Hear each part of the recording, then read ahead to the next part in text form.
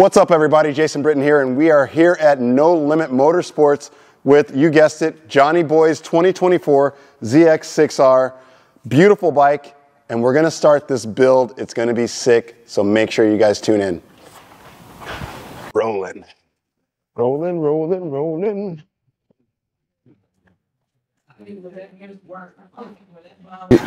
All right, so first things first, we're just going to start tearing this thing down, getting it to where we need so we can start adding parts. 3 little push pins. Got your hand on the side there. And it's all push pins now. Yep. The gun, impact. Impact. Mirrors gone.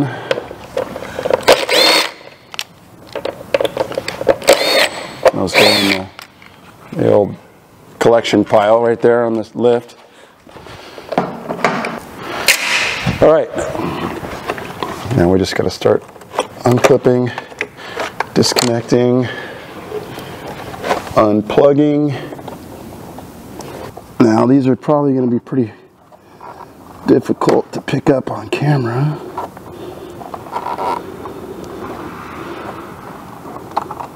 Okay, there's one.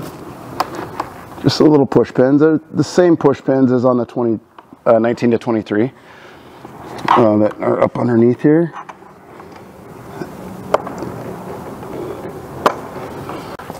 Disconnecting the rectifier. Yeah, and these plugs, you know how these brand new plugs are, right?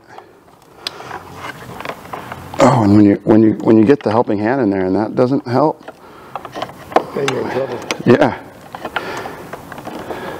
There. All right, so that's clear. We've got to release the wiring right there. I'm going to get some light on that so you can see. Wrong one. Okay, so this is staying, right? So we want to release the wiring there. And that is staying. All right, and the rest is coming off. Those are free. That's free. Okay, so we're going to have a couple more things to unplug here. So what we're removing now, as you can see, the plug, it's for the canister for the smog. For the cold air. Okay, and then you just take and twist to release these 2 charcoal canister deals, and then there's 2 more pins, or I'm sorry, there's 1 pin at the very bottom, and I could lift the lift, but that would make life too easy. So we're going to get on the ground and pop that pin in the center there. Boom. And then this guy, you have to reach on the inside to release those 2. So that is different too. Yep. It used to have 2 pins on the 19 to 23, now it only has 1. There's a radiator hose in here that is for the overflow, and we got to pull that out of its little sleeve, right? So it doesn't get hung up when we pull the front end off. Oh, blinkers. Blinkers, do not forget blinkers. That would have hung us up. Blinker 1 and blinker 2. Hang up 1 and hang up number 2. All right. Okay. So now all we're doing is making sure that we're clearing that front tire.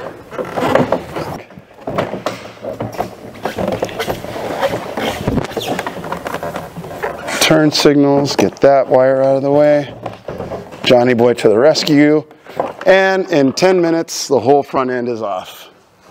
Yeah, so for the record, this is the easiest way and the way it was designed to be removed. We don't take off individual panels unless you're just replacing an individual panel.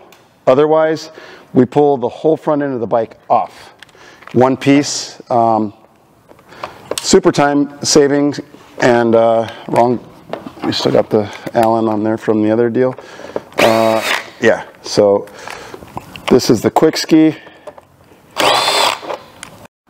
So when you have the proper tools, man, does it make life way, way, way easier. And I can't say that enough. We're just taking the little lock nut off of the reservoir, and we are then going to pull the fluid out of the brake lines so we can remove the stock rubber brake lines and put the Cormoto lines on this. This is a vacuum bleeder. This particular one is a snap-on. What this does is it pulls fluid, and yeah, that's what we're going to do. We're just pulling fluid. We're going to make a lot of noise right now, so watch your ears. Real quickly, guys, it's just like bleeding brakes. When we're pulling all the fluid out, we start from the caliper the furthest away from the master. That way we pull the fluid the long distance first, and then we'll go back and get any remains on the other side, on the right side caliper, which would be the closest caliper to the reservoir. So what I like to do personally is take a shop rag, fold it a couple times, and then I'll wind it to make it a little bit pointy, right? And I'll take another piece of that shop rag, fold that a couple times, and then that's going to be my little fluid catcher, because even with draining the fluid, you'll still have some residual that will try and come out. So I fold this because I'm going to put it in like an earplug into the caliper, and then this one I'm going to roll over this stock brake line. This one I'll use to catch any excess, if it'll stay. It doesn't have to stay, but I can persuade it to stay just like that. Okay.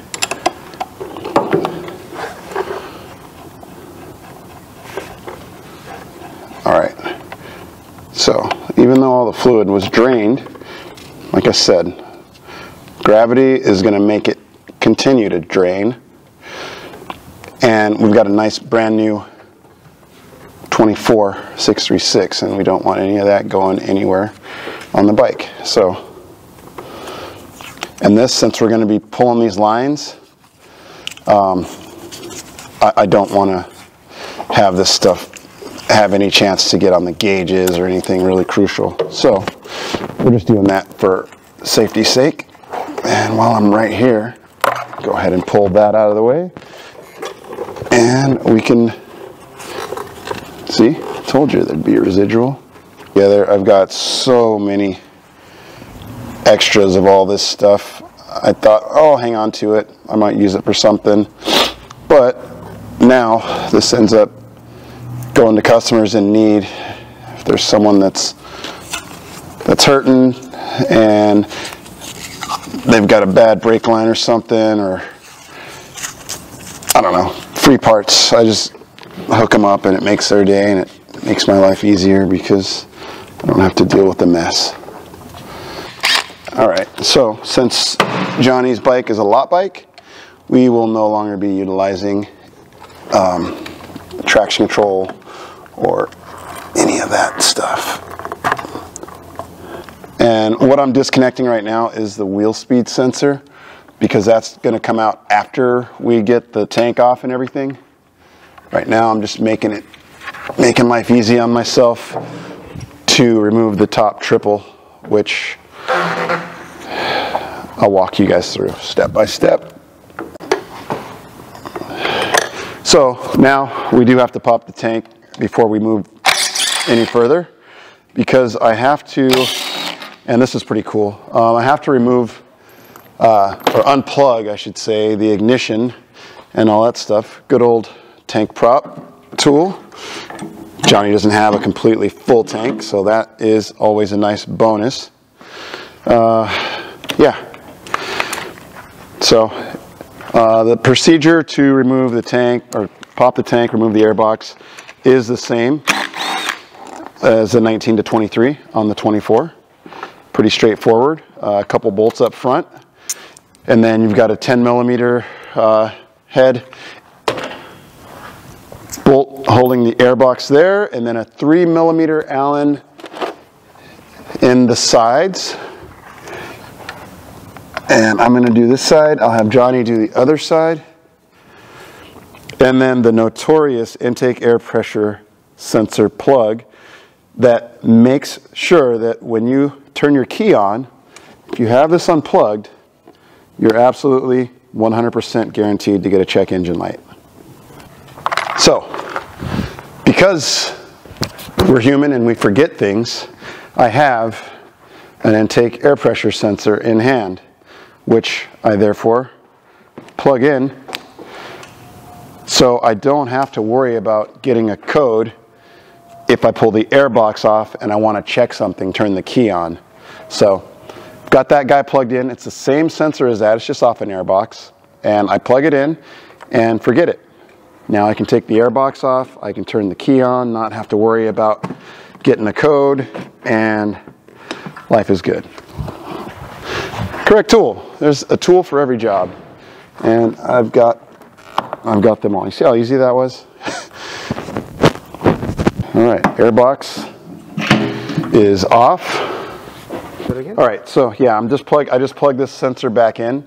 And that's off the canister. Off the canister, and we do have a diagnostic adapter plug for the OBD2 to clear codes, but no need in doing that if we don't need to. Just confirm before we unplug the left-hand switch that we have the bike in the correct mode. So we want to turn that on. And we want to make sure we got quick shift, we're in sport, and we have temperature on the dash, which I think I did this ahead of time to make sure that, because we prefer quick shift, which I can also activate that in the flash so it stays on all the time, but it's always nice to have it set like that. So you've got voltage and you can change those things and you can bounce around with that, but that's the key thing is temperature. So you have to be in like sport mode. You can't be in rider mode. And we don't have to worry about traction control because we don't have wheel speed sensors or any of that. So we're all good. All right, so now we are going to do this as quickly and painlessly as possible. Kind of explain as I go. So I'm removing, we don't need that. We're going to remove 3 millimeter Allen. We're going to remove the cables. We're going to remove the throttle sleeve and cables. That way we can just pull all this stuff off together. So there's only, and this is like, we're doing everything abbreviated here. We're doing everything the quick, easy way, in my opinion, rather than taking each clip-on off and going through it step by step. There's really no need. Helps for organization as well as ease of use. I just remove that guy there, and then we will unplug the ignition, the run switch, and the lighting switch from underneath the tank, and then we'll be able to remove that top stem nut and take it all off in one fell swoop. All right, here's going to be another key thing that we've got to do, which is bypass the clutch safety switch. It's fairly straightforward and simple. I've got a little cheat code on here, and I'm going to share that with you guys. I just got to look at my phone. There's that, and then a run switch, which is right there. All right, run switch is free. We've got, now the easy part. Pinch bolts, clip-ons. Okay, and that's the left clip-on. See that thing loosening up. And the left side pinch bolt. Make sure that's good and loose. And we're going to move this prop. And that guy is I believe it's a 12 millimeter. We get a steering lock, so we have something to kind of hold for us while we pull, just like that. Spin that guy off. Don't mind me rustling around with the mic there. Now, just got to remove the clutch cable, which should be easily enough done.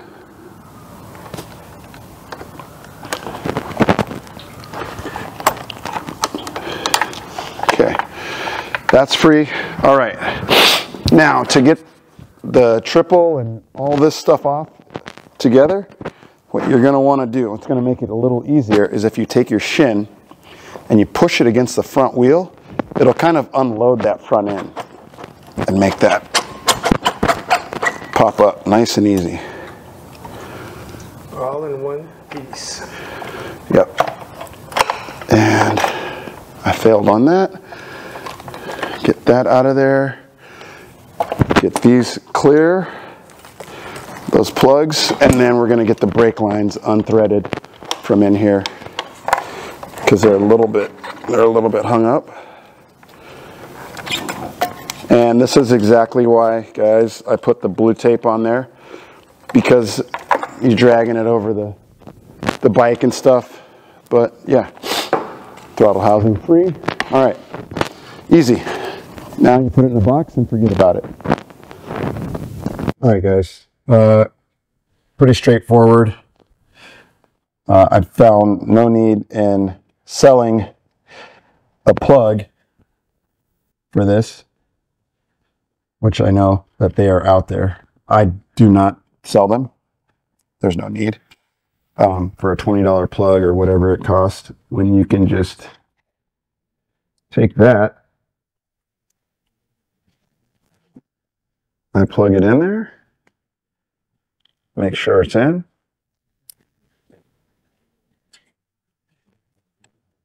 and then I throw some tape over it. The clip, if you're looking at the clip like this, head on, that's the top, the release portion. It is at the bottom, far right, and the number 1 and number 2 pin. Now, if you guys can, hopefully, what are you doing with the light? I have to like Okay. pick the spot where it's focused. So the bottom and 1 and 2, those 2 pins. So let's see if you guys can see that. So, yeah.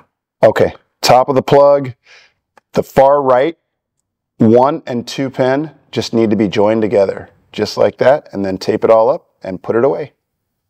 And how you'll know if you did this correctly is when you put the bike in gear, there's no clutch to pull, but when you put the bike in gear and you go to start it, it will move. You'll feel the bike move. It'll try and start instead of be dead and do nothing. So that's how you know you did it right. And once that's good, you're on to the next.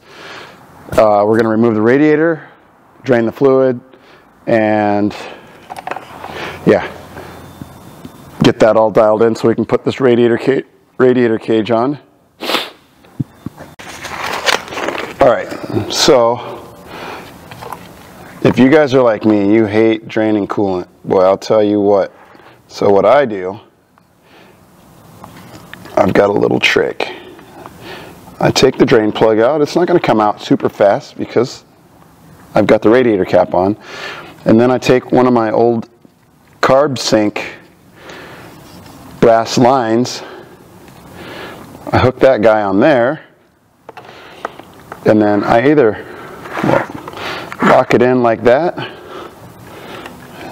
Give it a little bend so it'll, there we go. Now, what we do, because as you know, as soon as you pop the radiator cap, that stuff comes out quick. So, radiator cap coming off, and fluid will be expelled. For 24, Kawi no longer uses the Phillips screw clamp type. They use the pinch hose clamp type, which these pliers are designed for. Right? So you just pinch and you're done. So, upgrade. All right, so now this year they've got two 8mm screws holding that guy on. All right, so there's one there. There's that Loctite you were looking for. And one there. There's the rest of that Loctite you were looking for. Oh. Why don't we just do this? Take this whole thing off, because we're not going to need that. And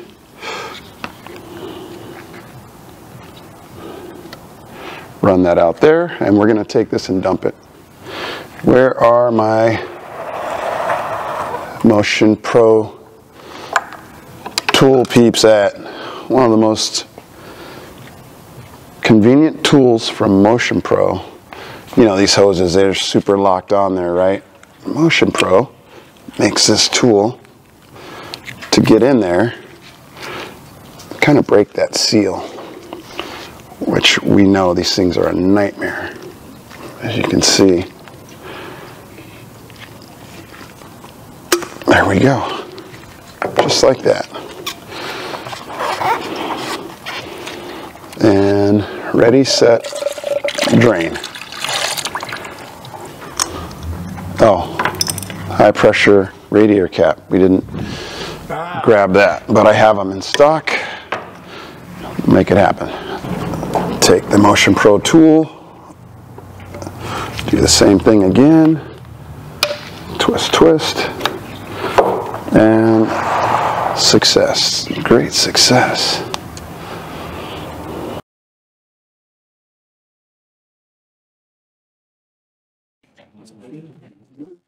With a little bit of luck, escape without.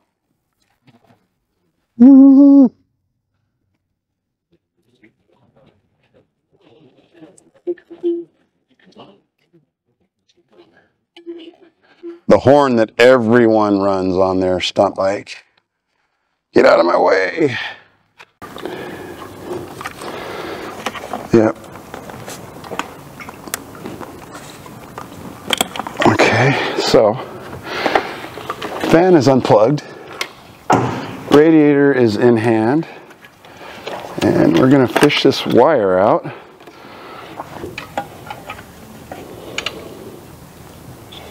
All right.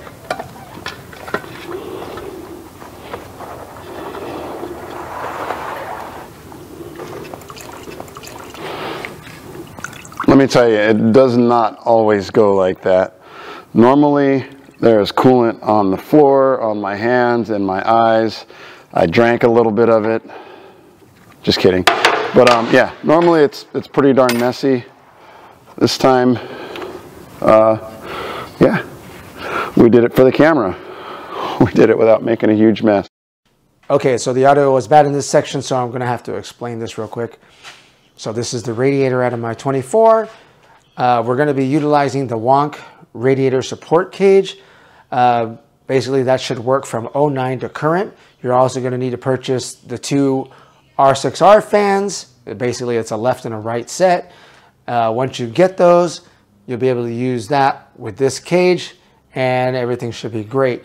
But in order to use that, you're going to have to do a few little modifications to this radiator in order for it to work. So the stock radiator fan has 3 tabs. So these 3 tabs, you're going to have to cut them off real nice and short, and then you'll be able to use this radiator cage. It'll go right over in place, and once that's bolted up, everything's pretty sturdy and you'll be good to go, and we're going to show you exactly how we did that. Time to cut. Ready? Ready. Cutting, and 3, 2, 1.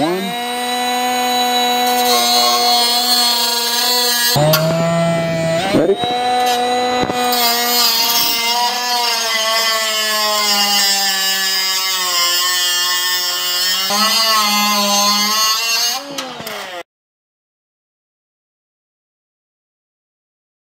So this is what the cage looks like on the radiator.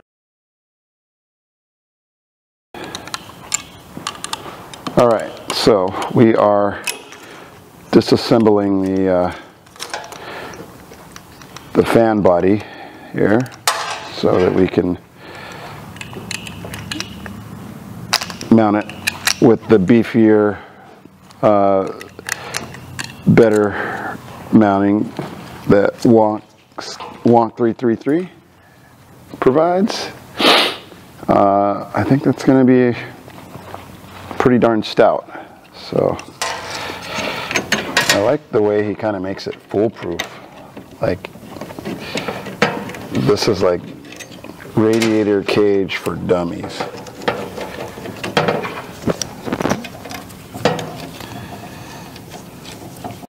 You might want to take a minute and use the jumper 2-into-1, which we have here. So normally, like on a budget build, we just splice these, but here, no limit. He sells a actual splicer, you just plug and play. Yeah, adapter plug, that goes there, that goes there, and then you can actually, this is a really nice piece, and I'm going to show you guys why it's so nice. So yeah, really digging this radiator cage by Wonk 333. He makes it foolproof, like literally. So yeah.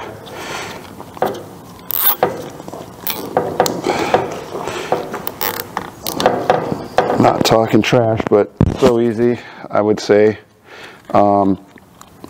If you have, you know, just a bit of mechanical knowledge and a little bit of OCD, you can probably make this thing work out and be really clean for you. I'm gonna look at, we got even got a hole to zip tie these two. That's nice and out of the way. You don't want to go crazy tight. Plugs are out of the way. We've got a nice area to get the wiring up and through, and this is the part where you're going to want to grab a buddy. It makes it easier to not damage the radiator as you're sliding it into place. So, Johnny, if you don't mind, what I'm going to do is I'm going to take this wire out before, and we are going to pop this in place, and I want to get the wire run nice and clean and out of the way. This plastic is always a little bit of a nuisance. Yeah, but there you go. I feel like that's good now, yeah, because that's nice and smooth. All right, so now we've just got to get this last bolt in place, and we should be golden. That's beautiful. So,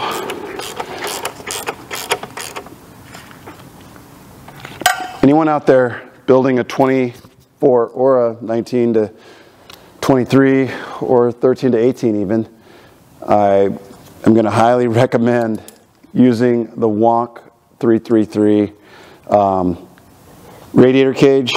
It's a really nice piece, once again, and yeah, my first time installing one, and high praise. It's a really nice bracket.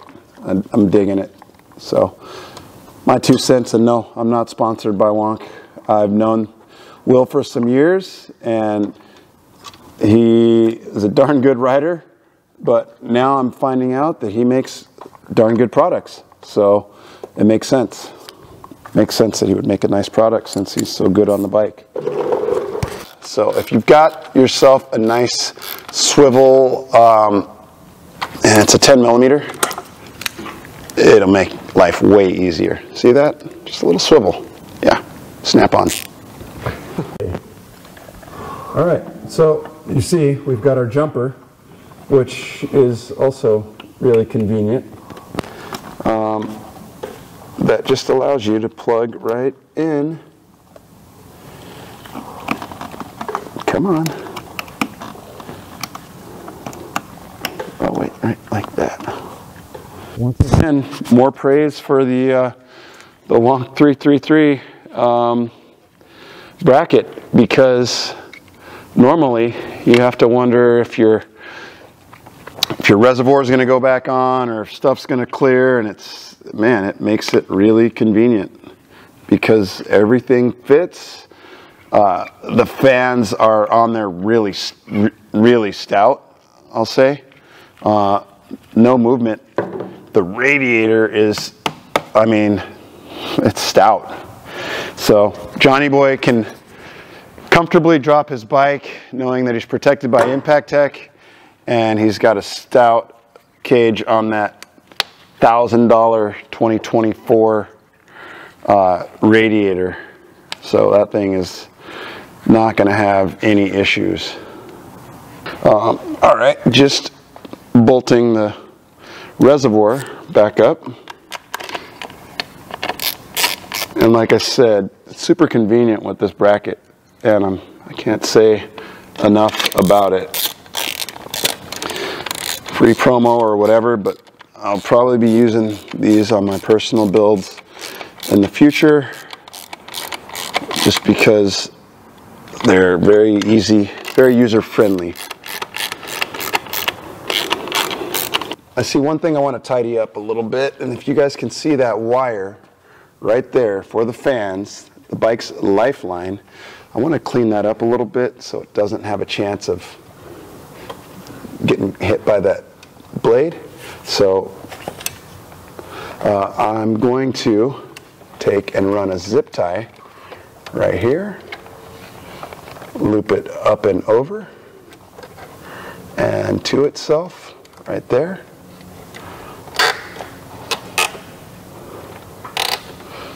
Now,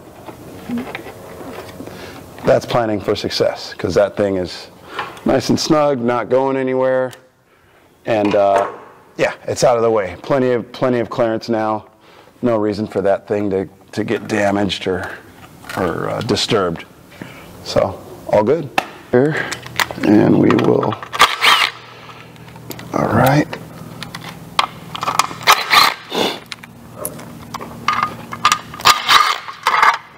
Uh-oh, careful with that.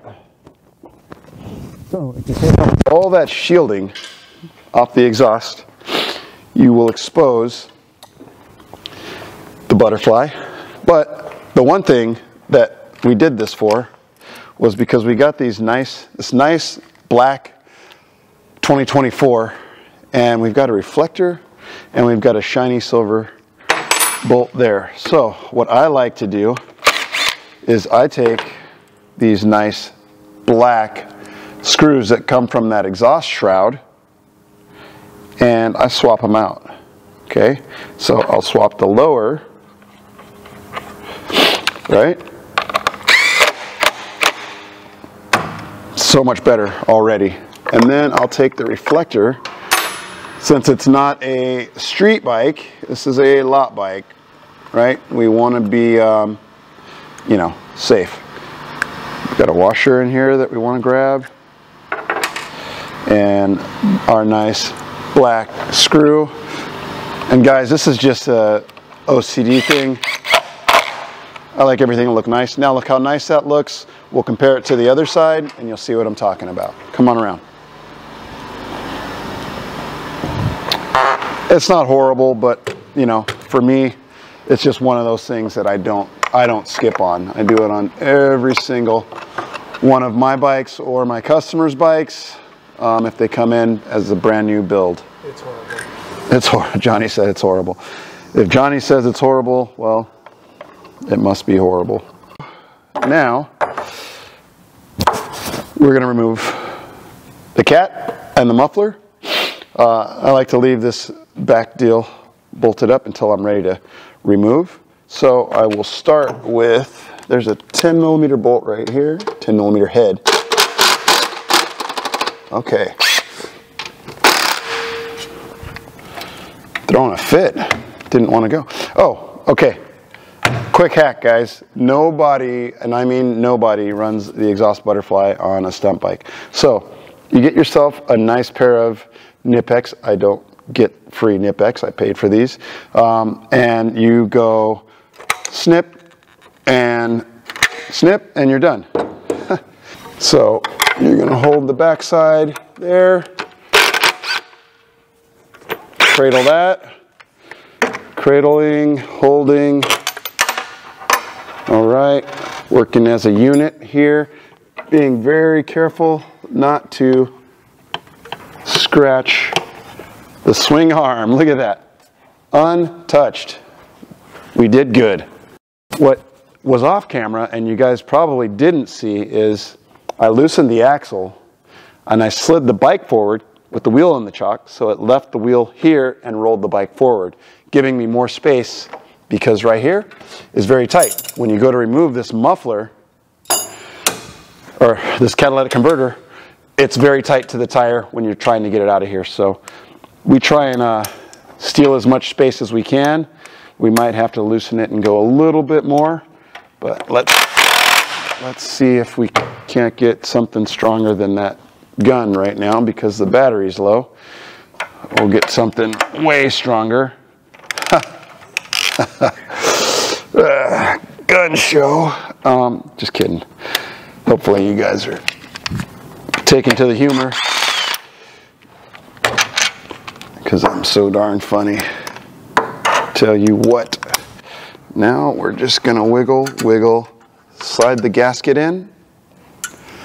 Total savings, 25 pounds. The appropriately branded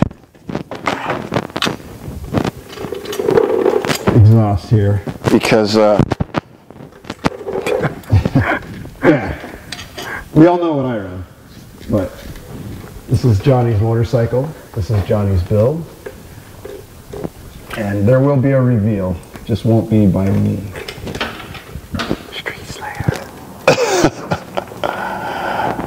But you guys will see what Johnny runs. We're giving you all the pro tips here. All right, and I need a couple tools to get in there and hold and tighten. So we are going to act accordingly. And this is in real time, guys, so you can see how quickly this goes. If you're paying attention and you're getting it done right. So we're gonna get that in place, tighten, and then we are going to, I'm gonna get this started because I think I backed it. Oh, I didn't back it all the way out. Okay, cool. I thought I completely backed that guy out. Oh, maybe I did. Let's see. Yep, we're good. And I bet she purrs. Probably sounds all right, you know. She's gonna purr like a kitten because she's gonna have the No Limit Motorsports, Graves Motorsports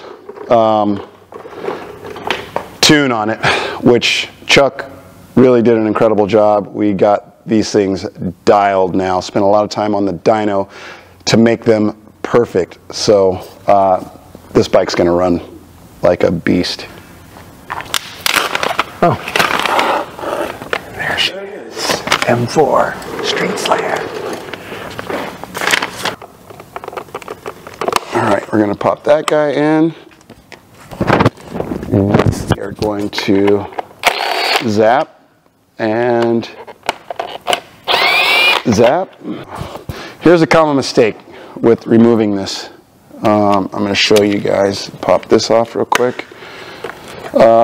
Very common mistake. So when you're removing the back tail, you might want to come on this side. You've got two rubber plugs that you push into, one at the bottom, one towards the top, okay? And you want to slowly work your way.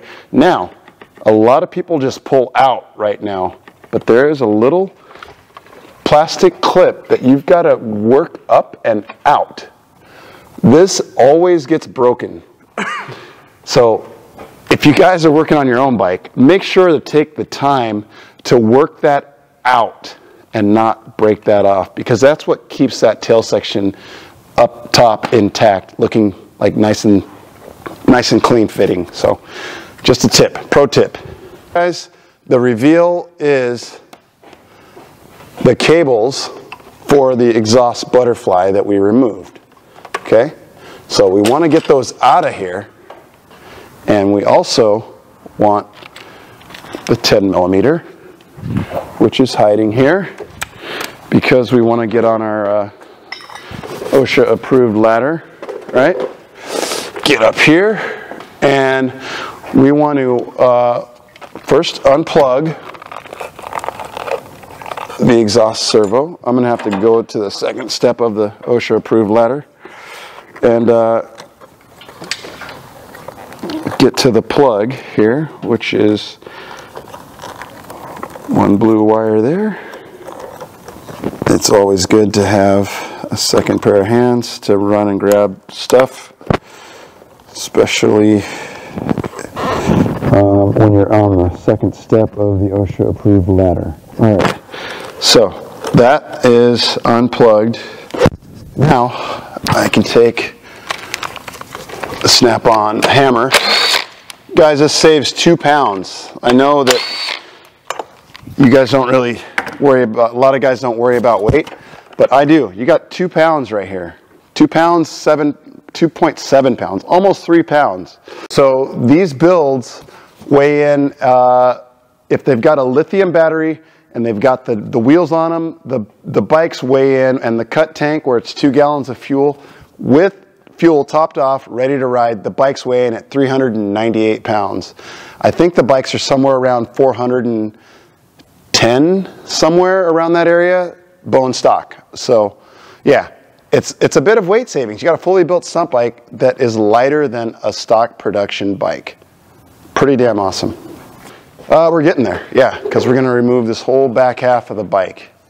All this stuff is going away, going with the full CNC SS Moto subframe, the cut tank, and yeah, we're just going to keep getting better and better. All right, so this is all pretty straightforward stuff. Put the hardware together, hardware kit together for the bars. You just got to insert the nuts into the holes. That didn't sound right, but whatever. Get the idea, right? Come on. Sometimes the nut doesn't want to go in the hole. Come on. Jesus. So you pound it in. Boom. Yeah. Yeah, you have to give it some assistance.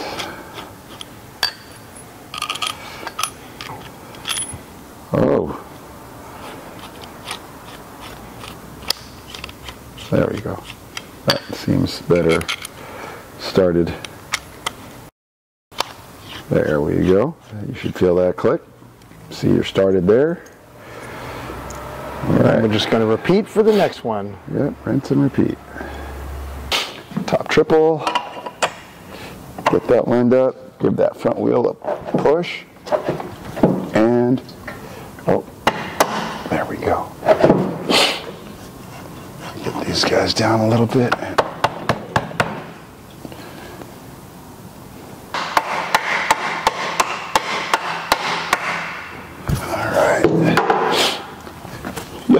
That is as far as that goes. Put this back in place.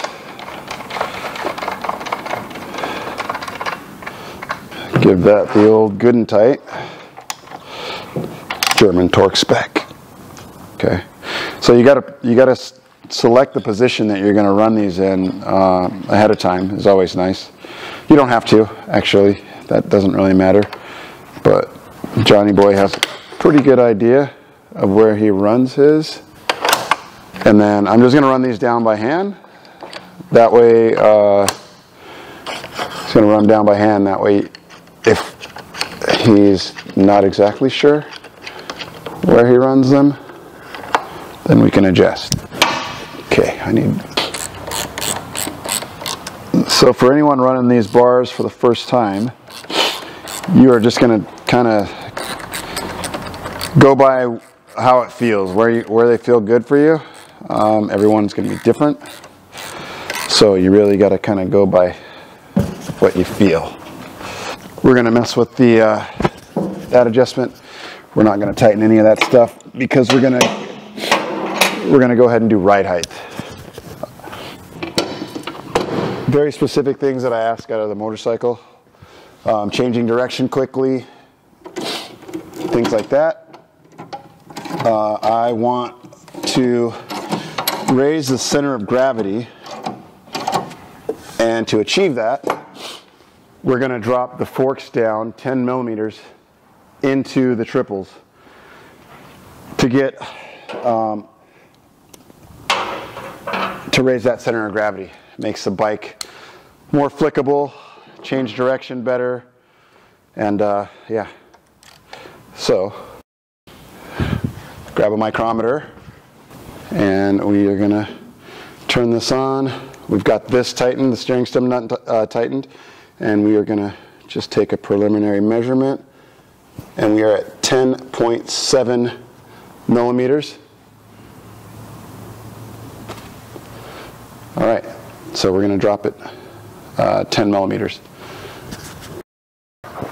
So pinch bolts on the bars are loose, pinch bolts on the triple clamp are loose, and we are just going to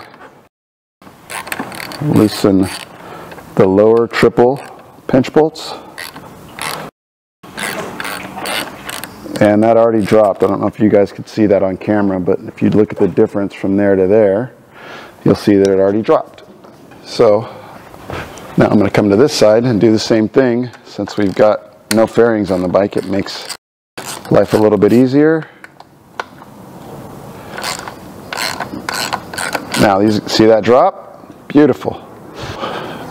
Now, what we are looking for, we are at 10.7 millimeters, right?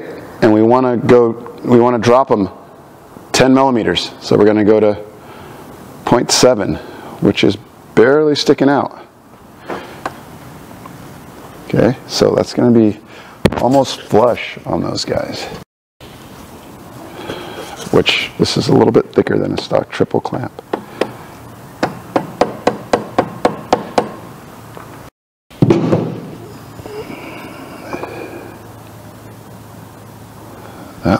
Shit, that looks like it right there.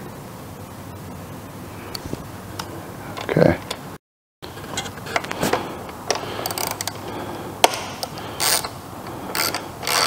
So is this for everyone? I'm going to say no. If you just do wheelies, which is perfectly fine, you're not gonna reap the benefits so much from changing the center of gravity on the bike.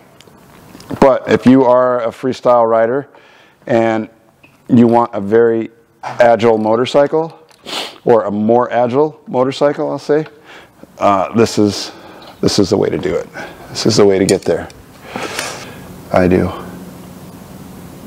All right, that looks good. 0.7 millimeters. That is exactly 10 millimeters. Raising it 10 millimeters exactly. So that's what we're trying to achieve. We have now done that. We can go back.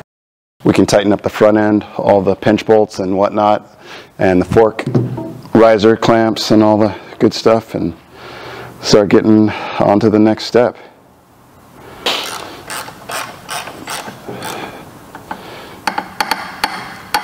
All right.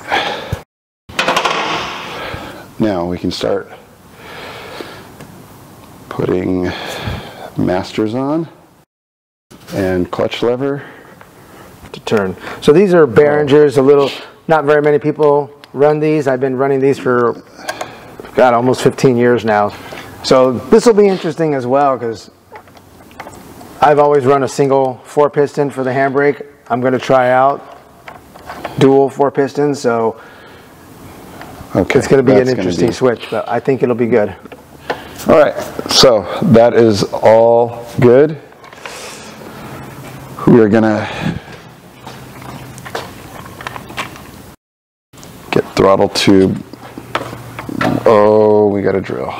Okay, so for now,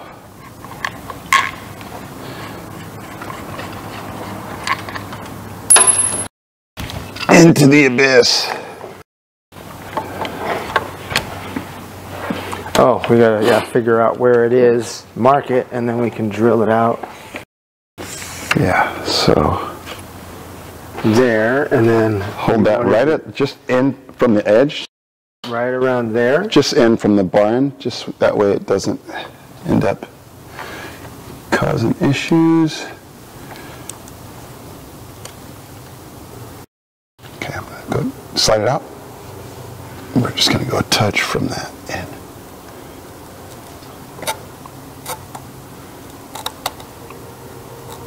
And then we're going to check it. I made a little X, and does that look about right? Right there. Perfect. Mark is good, and we should be dialed. Yeah. So back in the past, we used to cut this little locator out on your stock bars. There's a little hole, so this knows exactly where to go. The Impact Tech don't have that, and that's your choice if you want to still do that, but we usually mark it and drill a hole, and then bam, it's locked in. Yes, don't want a whiskey. Don't want a whiskey throttle. We have a little X marking the spot, and now we can take our little starter. Whoop, that has to be perfect.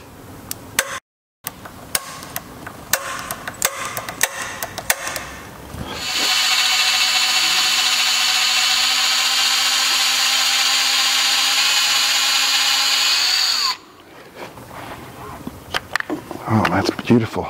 Look at that. When you actually measure twice and cut once, boom, you get the results that you want. For those that are asking, why the throttle cables under the lever? So if you guys have run the stock configuration, which as you can see would be in the way of all his lines and everything, his reservoir line and his brake line, we run it underneath. That way, if you were, God forbid, ever to flip a stoppie or have any kind of unwanted action like that, where the bike were to actually land on its head, meaning the upper area, cables, all that stuff would be destroyed. So now the housing will be damaged, but it's not going to hit the cables. So those are routed to be out of the way and away from harm. So that's it. That's in a nutshell. That's the explanation. That's why I do it. Throttle works the same. Everyone's like, oh, but the throttle won't work. Yeah, it works perfectly fine. You're going this way, and do you run out here? Yeah, I'm guessing you have to. Out here, down.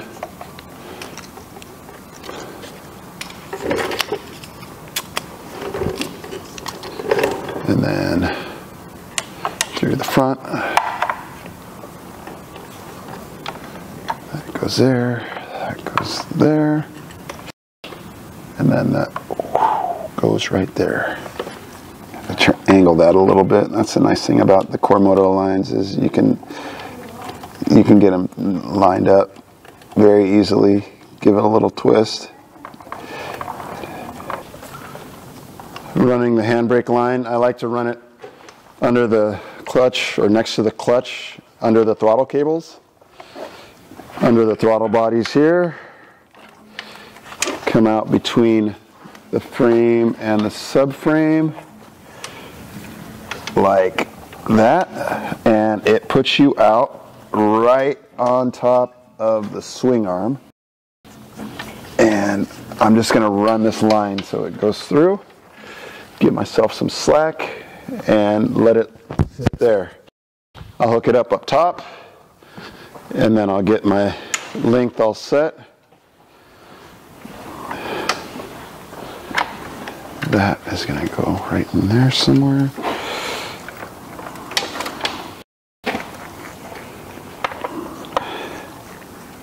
All right. Get that nice and tidy. I'll show you guys how to clean this all up when we get there. We have a little room. We got an 80-inch line, I think, is what Johnny ordered. Maybe 82, I don't know. It seems a little long. But either way, we've got a little wiggle room.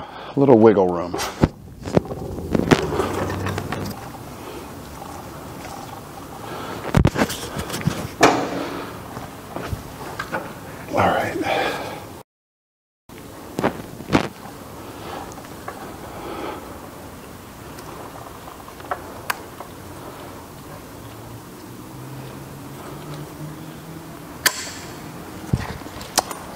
If you guys are unfamiliar at home,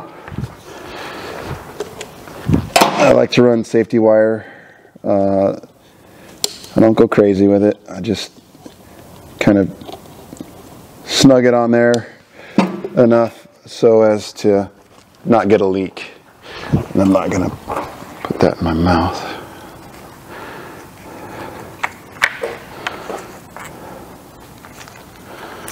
Oop.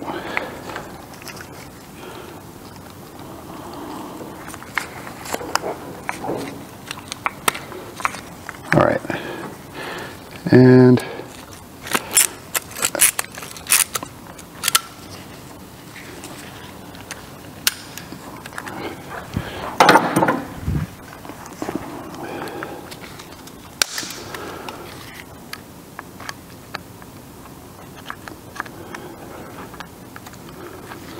all right.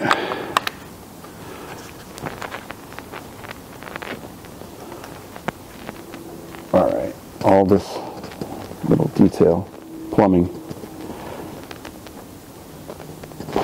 work.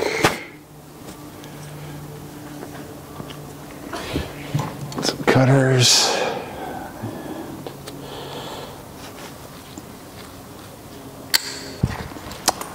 If you guys are unfamiliar at home, I like to run safety wire. I don't go crazy with it. I just kind of snug it on there enough so as to not get a leak.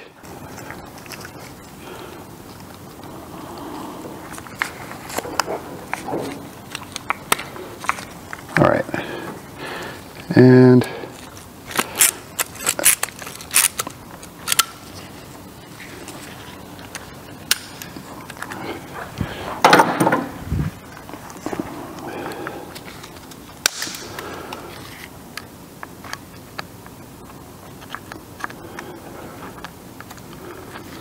all right.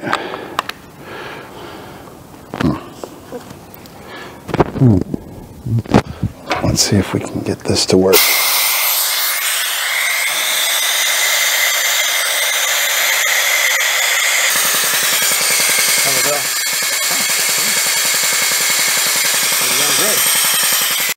As an old school road racer guy, when you got brake lines that are all non-compliant, to get them, to keep them off the forks and whatnot.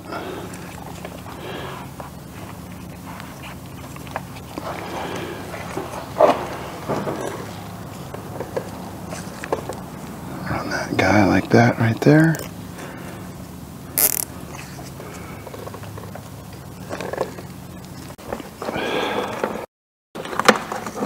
Just gotta unplug this.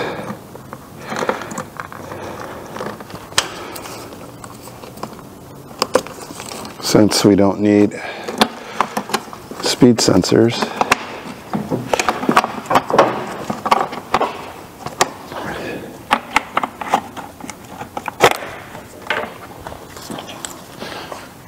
that goes in the Johnny Boy pile.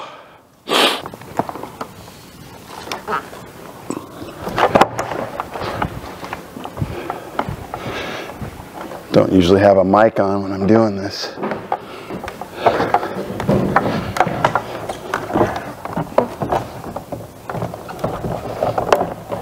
Now you'll hear all the expletives. I'm just kidding.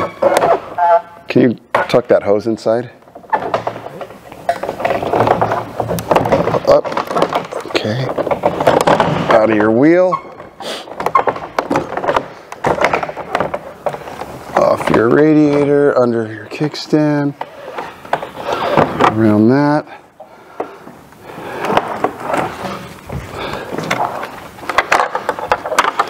Get that out of the way.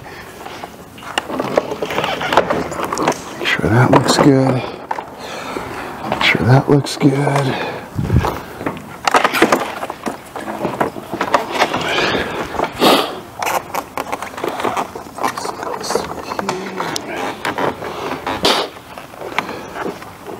I'm gonna have to learn where all these new plugs, they're all different. Okay, so yeah, we just got to get these out of the way for now. It'll make the bike go back together a little bit easier. Hang on. Take this up on this side. There. Okay, here. There we go. That's our spot. We got mirror block offs. Okay, all good. We'll go ahead and get the other side started. So these mirror block offs are pretty much available for Kawas from, I'd say like 04 and up. 03, 04 and up.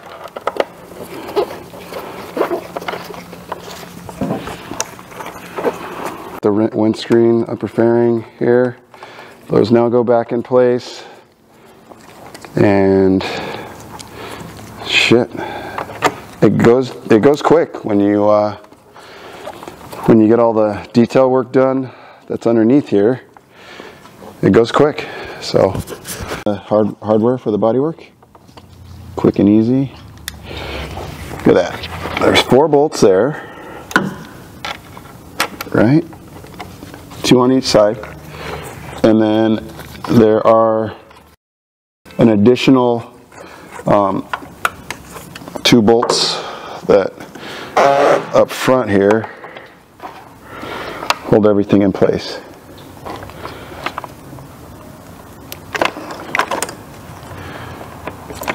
One thing to remember, guys, there's a wire for your headlight that needs to come through this way. It plugs into that guy. It's going to slide on to this guy. Right, there's a little sleeve that it goes on to right there. And then we've got 2 bolts, 8mm bike. The left side doesn't have a washer, and that's because this bracket right here will be your washer. Okay, so we just got to get up under the front, lift the front end up and line it up. And get that fairing to get that bolt to line up. So this is the right side of the bike. Side with the washer. Yeah, and when it's happy and everything is good, it'll line right up.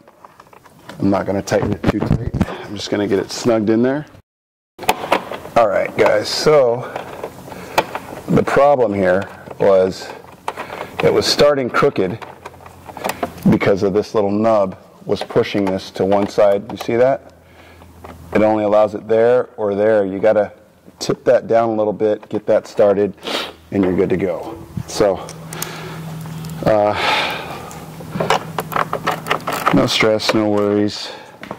We got it going, and we are good to go now.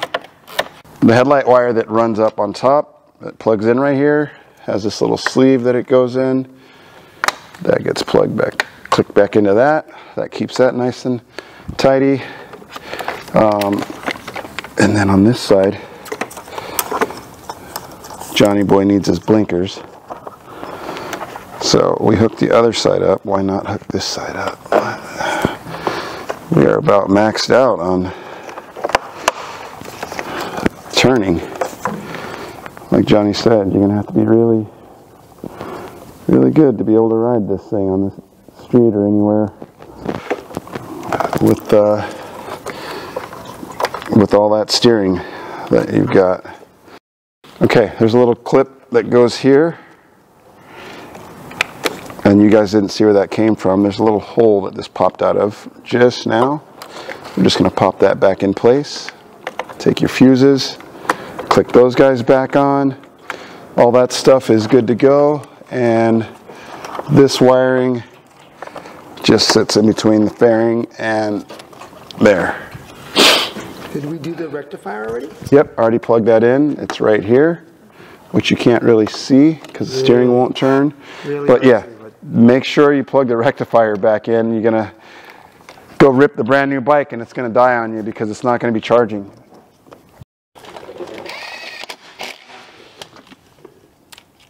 Put the hardware back in.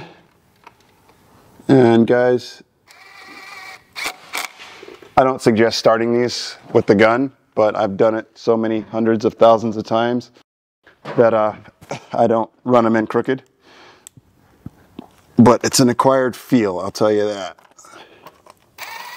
So we are going to go with the standard cut length, 4 5/8, right? There, top. So 4 3/4.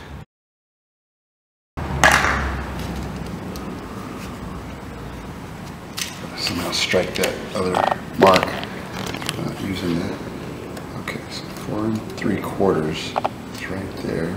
Okay, and then 4 5/8 was the other one, right? And then 4 5/8. Rolling. All right, so we've got our mark there with the old blue tape, and then we're going to go to the other side and we're going to measure the same. 4 5/8 at the top, yep, and then 4 1/2 at the bottom. Easy enough.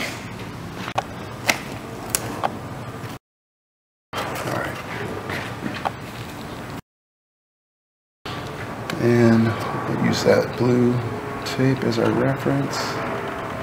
Hold it against that line.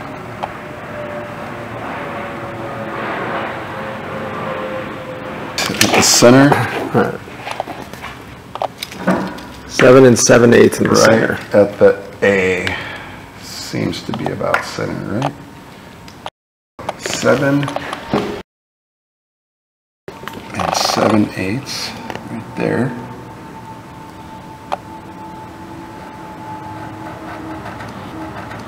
And 9 1/8. Oh, I'm not going to be able to hold and mark at the same time, maybe. 9 1/8 at the center, up front, and then at the, mark that. Here, I got it. Right there? Oh. Nope, right there.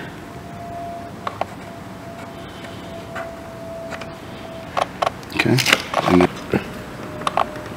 9 1/8. All right.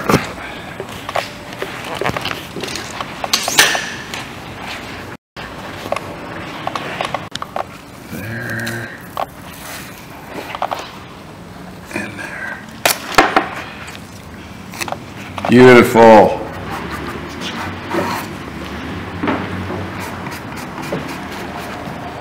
All right. And now we'll get our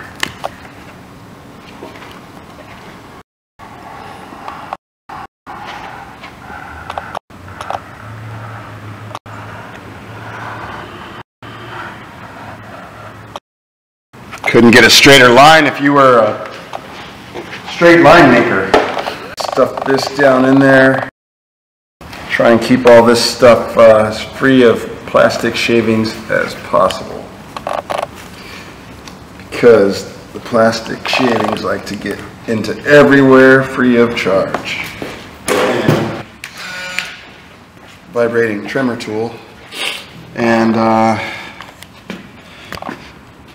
it's not my motorcycle. Should I care? Sure you're good with this, Johnny? We're good. Okay, there's no turning back. We're going to cut on the high side and then we can grind.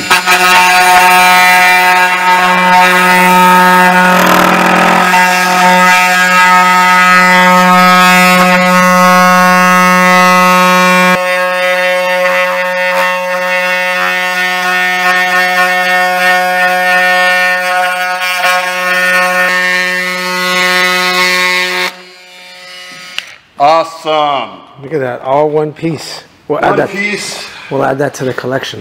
Yep. So, we cut this off, we keep it a little bit high. Now we have room to clean this up, and then we're gonna shape this a little bit with the file and the grinder and make it nice. So yeah, leave yourself a little room. You guys see I cut a little bit high on these.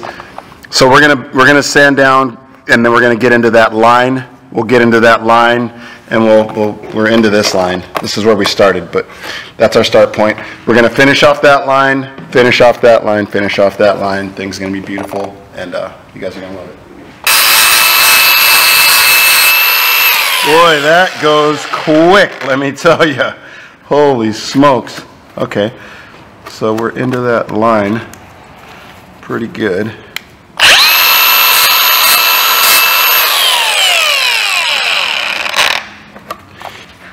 And so take your time with this stuff, especially if this is your guys' minty 2024. You got time. You don't want to buy a new upper because you screwed something up. I'm pretty patient. And would rather have it be nice rather than be fast. I know Johnny wants to ride his bike, so he's like, I'd rather have it fast. But.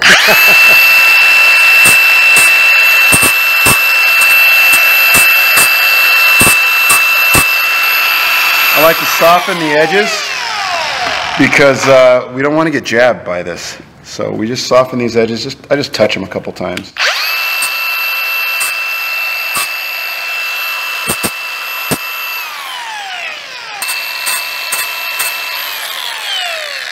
Just soften that edge, make it nice. Got a little trace left.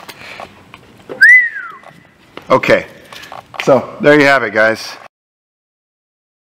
What do you think, Johnny? It's your bike. Yeah, looks good. It looks good. All right, bolts are out. Loosen the mirror block offs, 2 bolts out, screen is in your hand. And now, this is not a luxury that everyone has, but I got one of these years ago just because of, actually out of necessity, out of cutting windscreens. So, I'm gonna take the belt sander. First I'm going to shorten these up a bit because they don't need to be the same length as the windscreen. So, just to clean them up and get them out of the way. It does provide a little tiny bit of support there. So, I don't take too much off of them. But you guys will see what I'm doing here in a second because I got to take and put this on this belt to clean this screen up. Alright. So we got to kind of make it so the world can see this, and then we're just gonna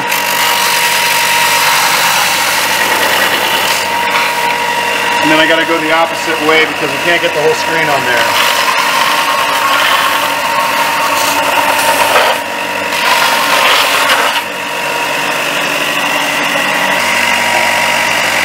Okay, so now we can get the whole screen on there. It's kind of awkward for me to do it this way, but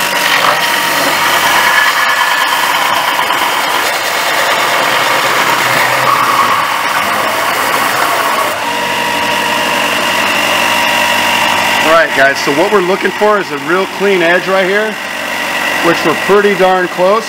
Got one spot right here. As you can see, it's a little bit high.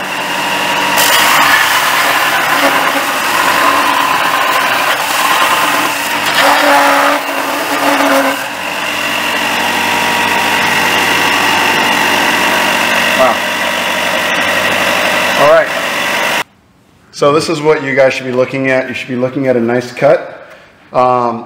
This is not painted yet. We're going to take this back off again and we're going to mask the whole front of it.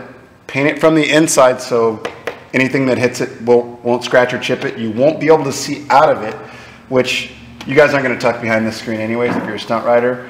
So yeah, then we'll have a really nice contour here with a black screen. It won't be so broken up. It'll blend in a lot better. So we're going to pull this back up, get it out, mask it off, and off to the paint shop.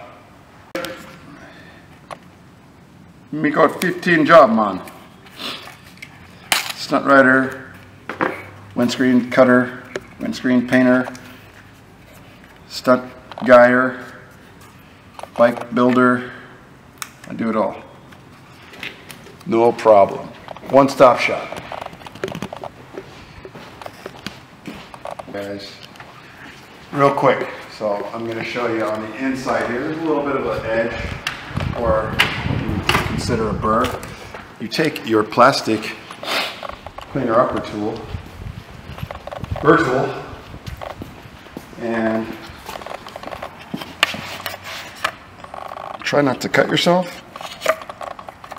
Right? One way. Woo! That was almost all the work down the drain. A little deburr action. Yeah. All right.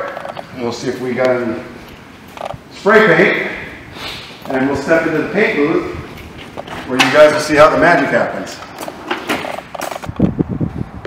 Yeah, winds are not too bad, so I'd say we're good. We're going to lay this down like this, and we're going to get a little heat in it first. Why, you ask? Because it helps. So when you spray the paint on there, you're spraying it on a hot surface. It's kind of it ain't shit, and it really isn't anything. It's nothing but a thing that I like to do because the paint likes to fisheye a little bit. Make sure to stay away from mom and dad's car. I mean, your car, or whoever is got a car anywhere in the area, if they don't want it to be black. Oh yeah. Just like to get a light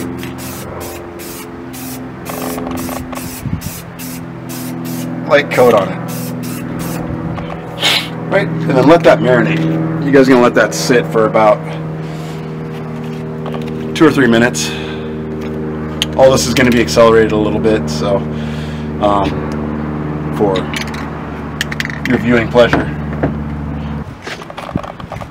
Oh, we are not covered. See, this is why we use the blue tape, because you can see right through into the blue tape. It's kind of a heavy coat. So we're going to accelerate the drying process. We don't want to get any runs or anything like that, because then we'd be spending more time sanding, cleaning it up. Alright, so we are getting the bike turned around because we are 90% done with the front of the motorcycle. We just got to wait for the windscreen to dry, put that back on, put the inner inlays back in, and get the ignition stuff sorted. That's all needs work, and it can be done with the bike, with the front bike in the truck. So now what we're going to do is focus on the rear of the bike. We're going to take all the tail plastic off, get this fender out of there, and get the new subframe on. Are you changing battery?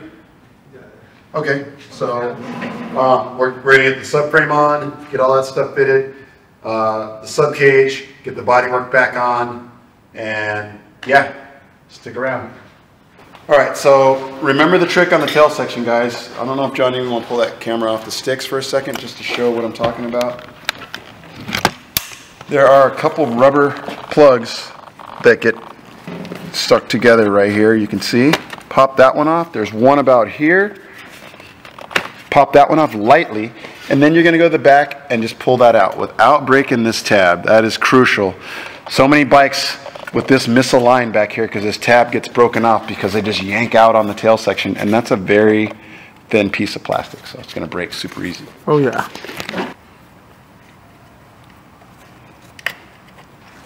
And you don't have to take the screws all the way out of that. Just little plastic screw-in pins. You got to put light pressure, like not even holding it, so it'll back its way out. Otherwise, it'll just stay without even doing anything to the threads, oddly enough. But yeah, just give it a little pull. That's that. Pop these two guys off. Boom. There. There. That comes off. I'm going to put all your tail section hardware over here, because I know what goes where. These organizers are great.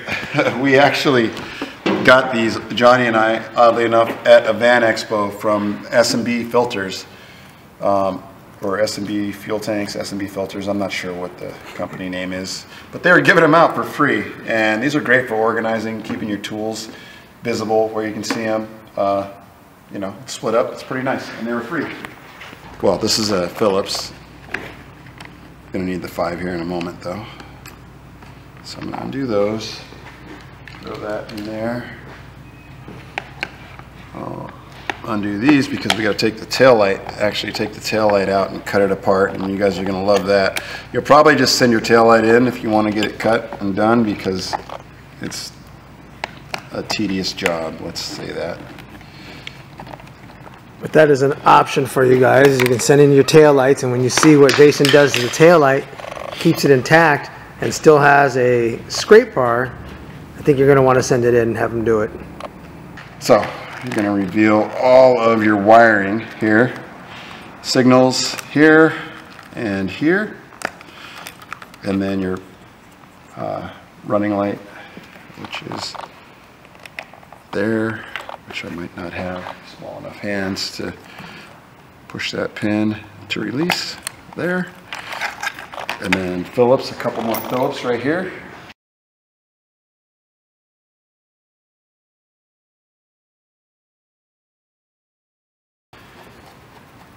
And this is all who knows what those hold in? Can you tell what those hold in? Yeah, that's just keeping this thing together back here.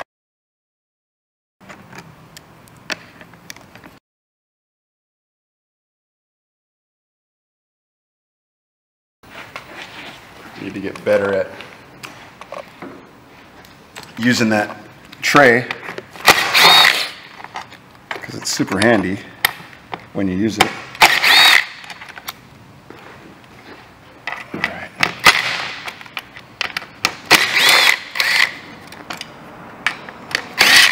Alright. And it all wants to come apart at the same time.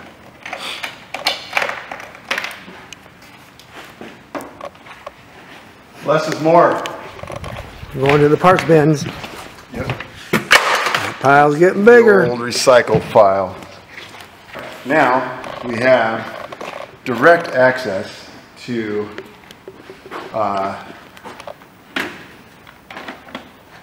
the cables, which we're gonna, this has to come apart, right?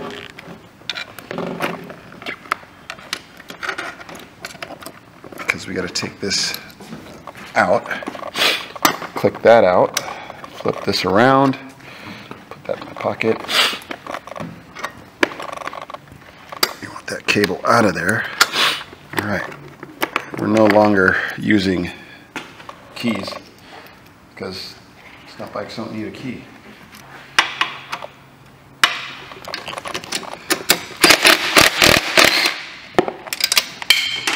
Right there.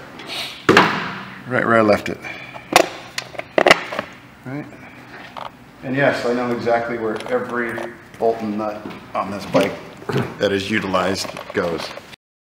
But if you're not like Jason and know where everyone goes, I always take pictures just so I can kind of reference that and try to figure out where all the bolts go, because I can't remember all these bolts. There's so many. People call me Rain Man.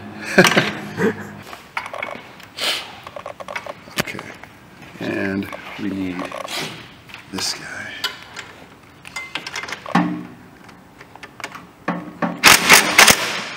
Wow.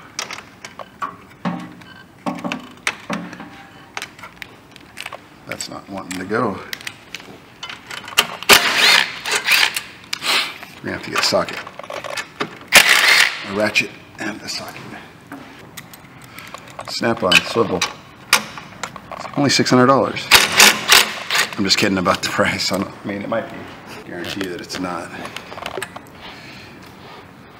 Okay. There's red Loctite. Told you. Yep. So Kawi doesn't want their subframes coming loose. That is for sure.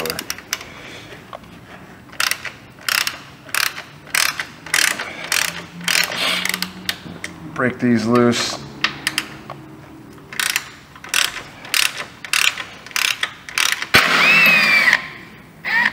We don't want it connected.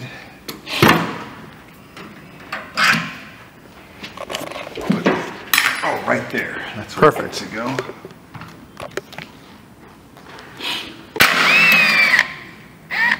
We don't want it connected.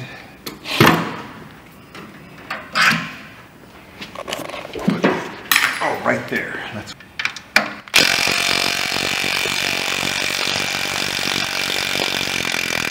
you can do it.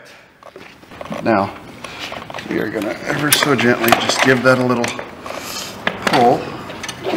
Get that wiring clear. This needs to be unplugged, which I don't have small enough hands for, so I have a screwdriver that can get in there. Maybe. Okay. Get that out of the way. Voila! Let's build an SS Moto subframe. This is done. You gotta steal some of these rubber grommets. Grom skis out of here. These are good to have anyways, because you don't need all of them. You only need 2 of them, but we're gonna take the other 2, the back, for extra. Okay. And a little. Come on, you can do it.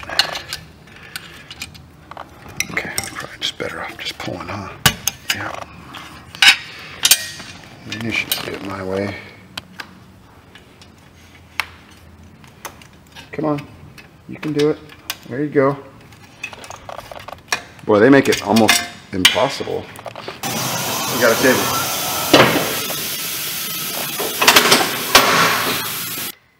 All right, for all of you out there who purchasing, looking into the SS Moto subframe, pretty quick and straightforward build.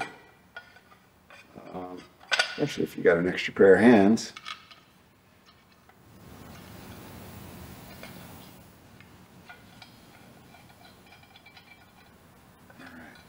So what I like to do,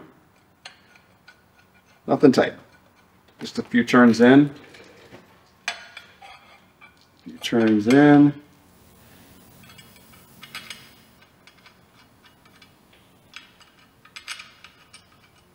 nothing crazy, right? And then we're gonna find this guy.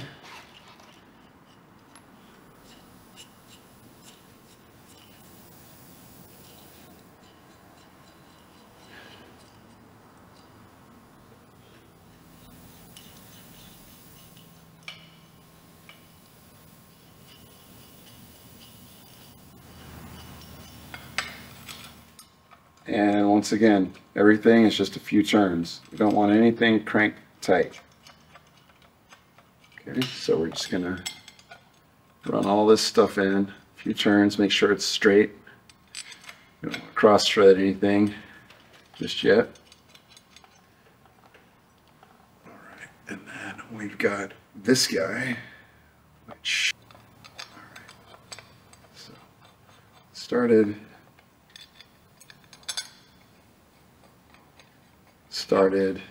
and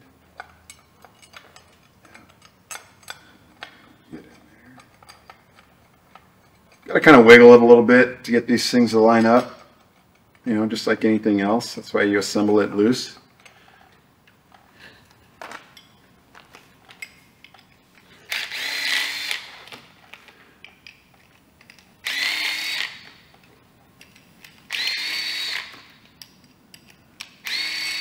I wonder if Johnny Boy will shorten this up for you guys, this process. I'm a little bit redundant, I mean, but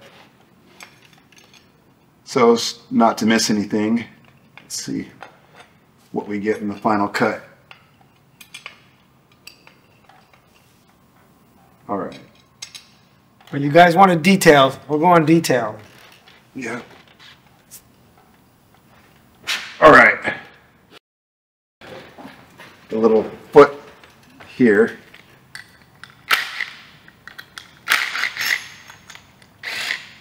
That we've got to mount the bracket for. This bracket, actually. So we're going to flip it.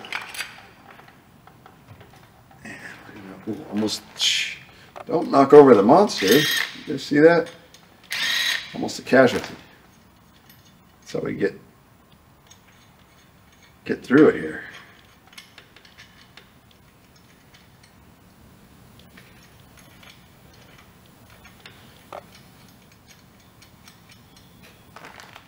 All right.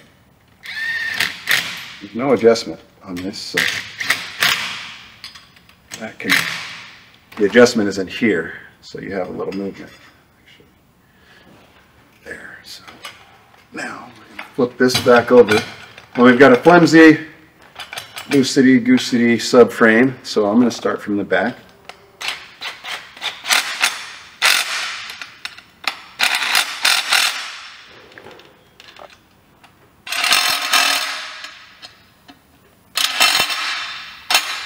And the final torque. They don't need a ton though.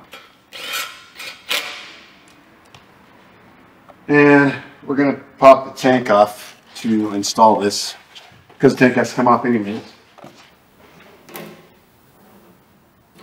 And we got no hoses. We already disconnected the hoses.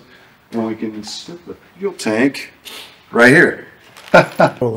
All right, so since there's two of us, we're going to double up on this just to make it go a little bit easier. We're going to slide this right over the battery and the sub tray there. Line these up, and either I can hold and Johnny Boy can line up. Just a couple turns, that's good. Now at the bottom one. Tell me which way to go. Up, up, up. All right. And then I'm going to get my side lined up. All right. So guys, it's literally that easy. If your subframe does not go on that easily, go back, retrace your steps. You're doing something wrong. Obviously it's loose. We're going to go back and we're going to tighten. Now, something that I have experienced only a couple times. This gun. Is sometimes these stainless nuts bind and weld themselves.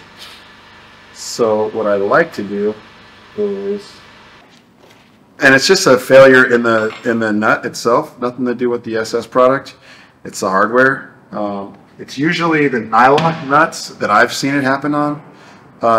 They weld themselves to the threads. So it's a horrible thing when you're trying to figure out how you're going to get that out. I've had to go in the backside, cut the backside of the bolt off, and then back the bolt itself out. But I think it's a great idea for SS Moto to run these nuts with a lock washer, which, like I said, is different. Some of the older ones had a this is kind of tough to get into. Some of the older ones had a nylock nut, and I've had really good luck with the regular nut. So See, that one's going smooth. But, so this is why I don't run them down with the impact. When you get that high speed impact, it'll catch a thread and it'll weld that thing together, and you won't be able to let off the trigger. It's already welded together and locked, and you're pretty much screwed. So this is personally how I do it. You guys can do it how you choose. This is how I've had the most success. And yeah, so run it in enough, get the lock washer on, and then put the nut on. Just get it through just barely. I like to get it through enough for the nut, the washer to stay on, and then to get the nut on there. And then I start running it down. So let's lift this tray up. We're gonna get this tray kind of into place so we can get these two, one there, and yeah, I get these on just to support this tray. Then we'll go back, we'll get these tightened, and I'll do a final tighten on the subframe, and we can get on to the next step. We've got to having a good day.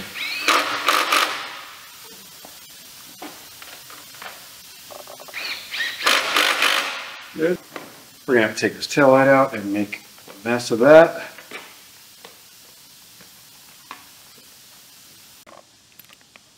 Get that thing in German spec, that's good and tight.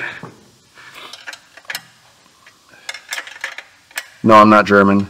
All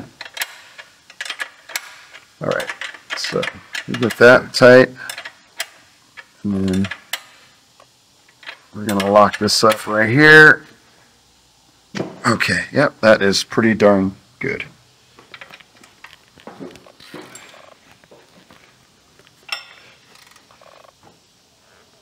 Okay, yeah, that's tight.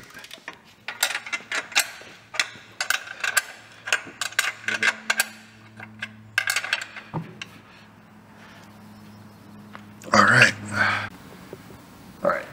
Yeah, so I'm going to do it by myself so you guys can see that it's really not a two-person job if you do it right. So you have everything loosened up just a bit. I get this one started. I reach in, grab that second nut.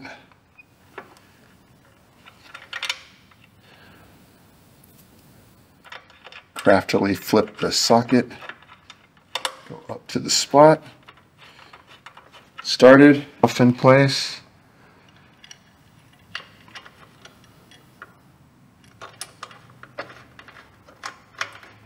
Started.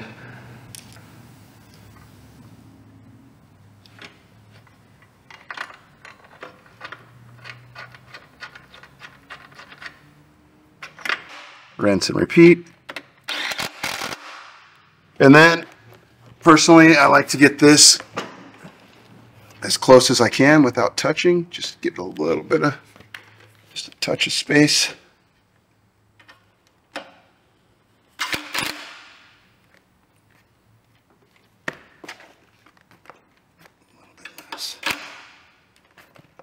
Okay, that looks good.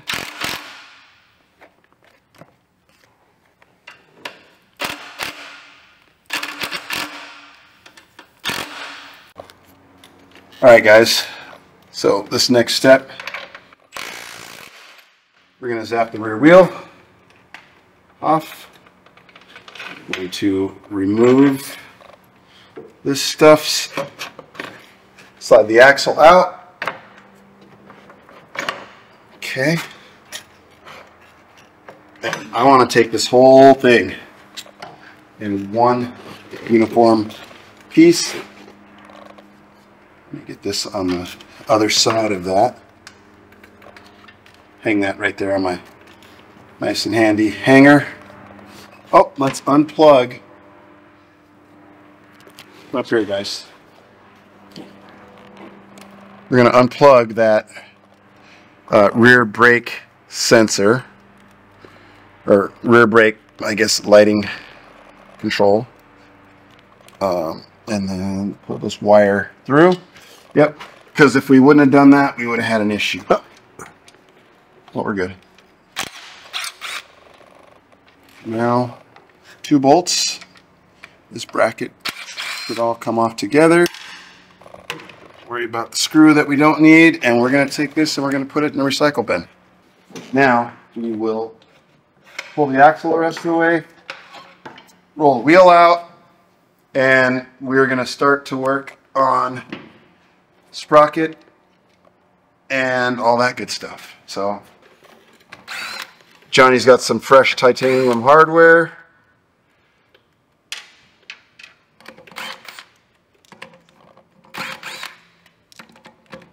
You guys ask why? Why titanium hardware? It's so expensive. It's no good. If we had a scale right now and put it on there and you guys saw the difference, you would be shocked. Especially the overall difference that it makes to have tie hardware. And it looks really cool. You burn it a little bit and it looks just that much better. Nothing like burnt tie. And just like that, we are sprocketed, folks.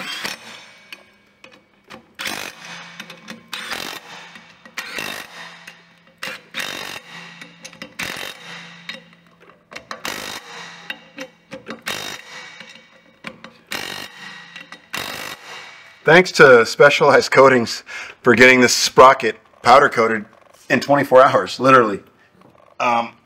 We brought it to them on a Thursday evening, and they had it back to us on a Friday morning. So I'd say 12 hours. Those are my peeps. You guys need anything powder coated, Specialized Coatings, or you can just come here to No Limit Motorsports and we can get you taken care of. All right. Now, this is going to be kind of a funny comparison. You know, they say size matters. Well, when you look at a stock rotor and you put it on top of the SS Moto 310 millimeter rotor, you could see the huge difference in size. Like, I mean, this thing is massive. So this is the benefit. Big rotor. There's 2 reasons. The leverage point, the further out on the wheel, right, that your caliper is grabbing, the further away from the center that it is grabbing, you're going to have more leverage, more power. So for those of you that like to have good brakes, that's a benefit. Now, the next reason, cooling. When you have this rotor versus this rotor, or a smaller rotor, and the caliper is here, let's say here and here, right? As this rotates, the caliper is going to pass this heated pad surface almost twice as many times, right? So if it starts here and it's spinning and getting hot, the pads are gripping, hot, well, this surface is going to pass those hot pads almost twice as much, probably 1.5 times as much as this bigger rotor. So those are benefits behind having the big rotor set up. More leverage and better cooling. You guys do your due diligence with Loctite. I really like to, because I hate to have these bolts back out and either snap off and damage a carrier, or, you know, bigger problems. So I just give it a little bit of Loctite love before I snap it back together.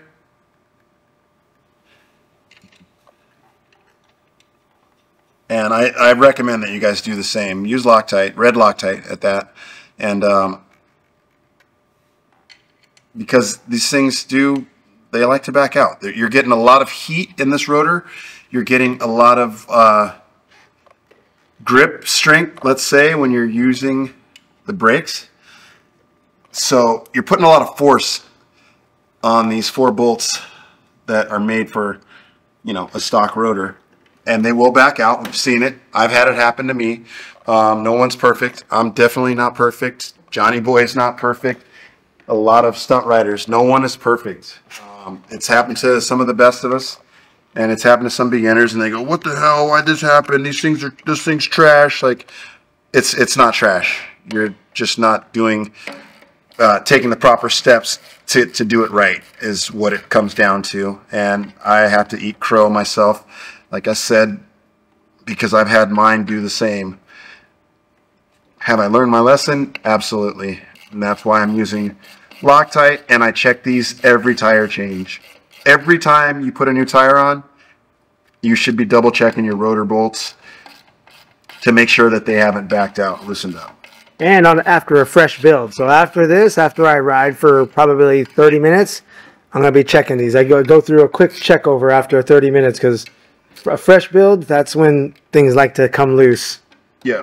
So you do a shakedown ride, and then you do a hardware check. Check to make sure that everything is tight. All right.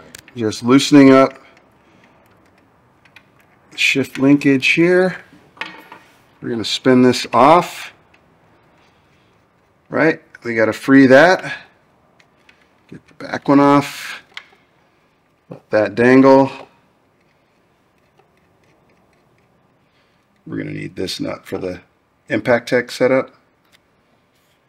And we're going to do the same. I'm going to get my zapper. And I'm going to get this. And as one unit, once again, I'm going to keep a hand on that right there. And just like that, we are without rear sets now. One of the reasons for taking the rear sets off is so we can get this chain guard that does not fit with a 60-tooth sprocket. Okay, so you guys are going to know if you put a big sprocket, Johnny's got a 64 actually, and there's one push pin on the backside. Okay, pop that in, pull that out. You got an extra push pin. This goes in the recycle bin right there, and we save this extra push pin. You guys look, there's two different size bolts. One came from the chain guard from back here, one came from up front here, which went through the chain guard into the chain guide. We no longer need that long bolt, so we're going to replace it with the smaller, lighter bolt. I know, it's not much weight, but it all makes a difference. Then what did I do with that fucking 5? So this bolt, the shorter bolt now, and that matches the lower one. Now they're both short. Now we're going to move on. Cut the chain. It's time to cut the chain off. We're not going to use this chain. We've got a nice red chain for the bike. This is only a I don't know, 110 link or something. It's short. So we're going to cut this one off. Don't stare at the sparks too much.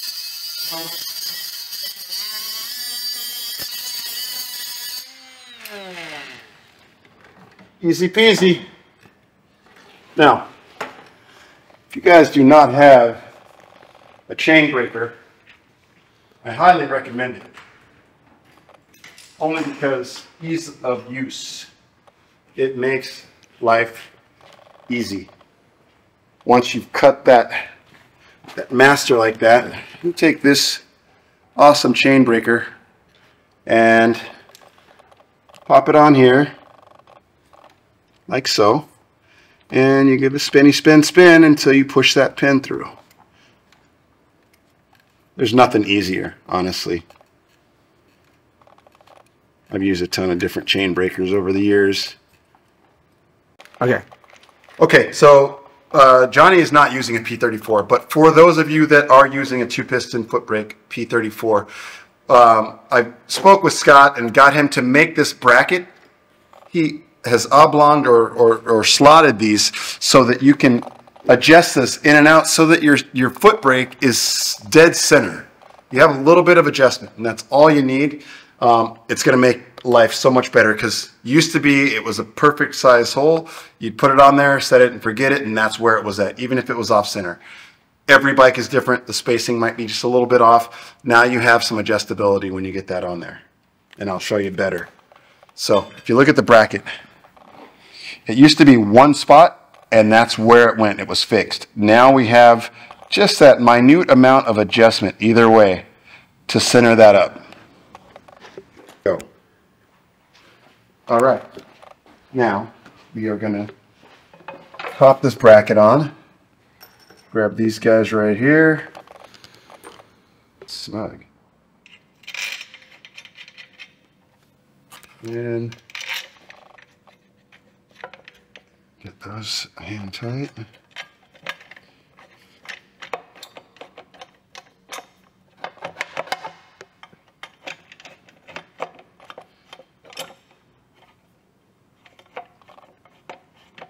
Not too tight because we gotta push this forward a little bit. So we're gonna give that a bump. And a quickie for you guys, like not too many of us do it anymore, but there are still a few of you. If you powder coat this, you better make sure you don't powder coat the inside because the tolerances that Scott has on this is exact. And if you powder coat it, it will not go in there. No, you just witnessed it was a little bit. I had to give it a couple taps. That stuff is right on spec. So yeah, make sure that you don't powder. Have your powder coater gum that up with powder because you will be hating your life trying to get that cleaned up.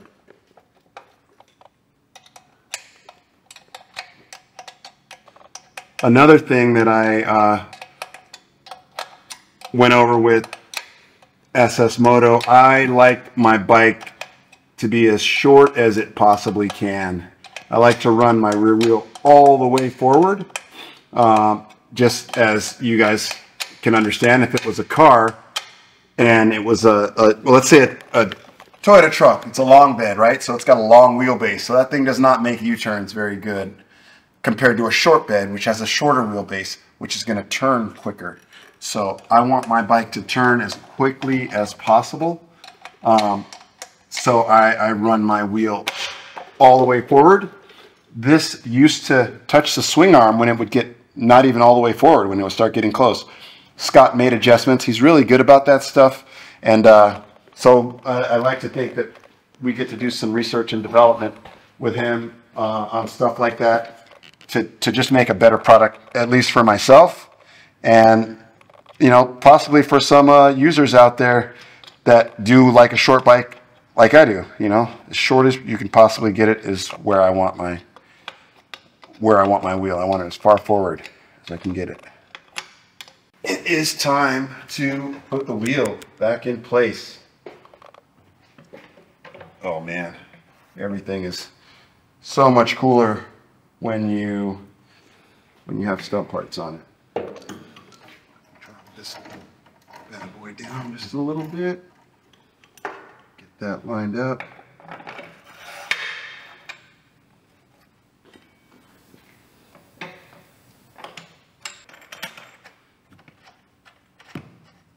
All right, so I'm just going to snug that, obviously, because we've got to get the chain measured, cut, and all that good stuff. But now we're going to grab the goodies. Well, I mean goodies. The Johnny Boy only stuff. Because I don't know anyone else dropping all those coins to run these Behringer brakes. They're super trick. Yeah, this is something that Johnny Boy has run for, I don't even know, 15 plus years of Behringer brakes. So we need some spacers. You need some hardware, which I believe are in the boxes. All right, so in case you guys missed it, we are just bolting up these Behringer calipers. Pretty sweet looking, if I say so myself. Everything in excess. That's a lot of brakes. If you ain't getting that one stopped, it ain't stopping with all those brakes.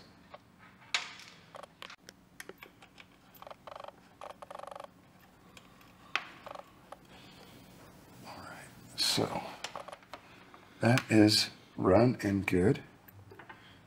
This line, yeah, because we weren't worried much there,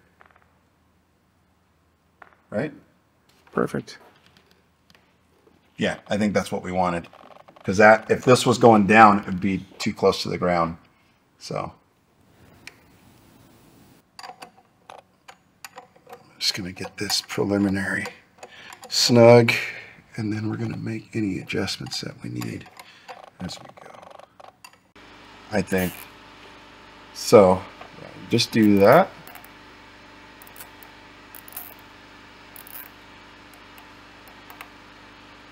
All right, so remember, you don't crank this thing down, just enough, and it keeps that line from having that bulging look. So with this one, and I'll show you, this is like an OCD thing. So what I do is I start from the bottom caliper, right? Started from the bottom, now we're here. Drake said that.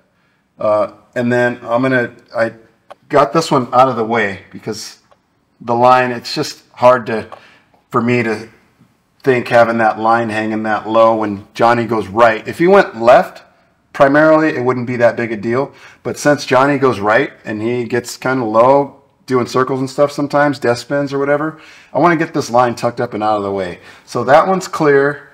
This one he's not going to hit, so we can actually put that like right there, and that looks nice and clean. And then I like to run some zip ties because, one, they don't cost much. Two, it makes everything look so clean. And then I've got a bolt here that's a little bit longer. And let me get this bolted up so you guys can see a better, more finished product here, because it's kind of hard to tell with all this stuff going everywhere and my hands in the way, blocking line of sight. What I do quickly so I don't have to get a measuring tape is I run my zip ties about 3 fingers apart. Boom, boom, boom, like that. And I'm going to do one more. And I always have the excess, which will be cut off, but just so you keep these things oriented the same, I always have the excess pointed in, right? Coming out of the tie the same way. All right. We're going to cut this guy off because unfortunately we can't use it. It doesn't work with the way that we normally do this. So we are going to go back to the first plan, which was to run the zip ties, make it nice, get the very, very specific measurement of 3 Jason Britton fingers there. We're going to throw one more right here, and then just for OCD's sake, there that is. Look at that, nice and clean. We're going to put one more right here, and I'll show you guys why. See how this line is kind of hanging out? That's fine if you don't care, but I care enough to pull that line in, and just to have nice and tidy look. That looks, to me, that looks better. What do you think, Johnny? It's your book. Yep. Okay, cool. You would. All right.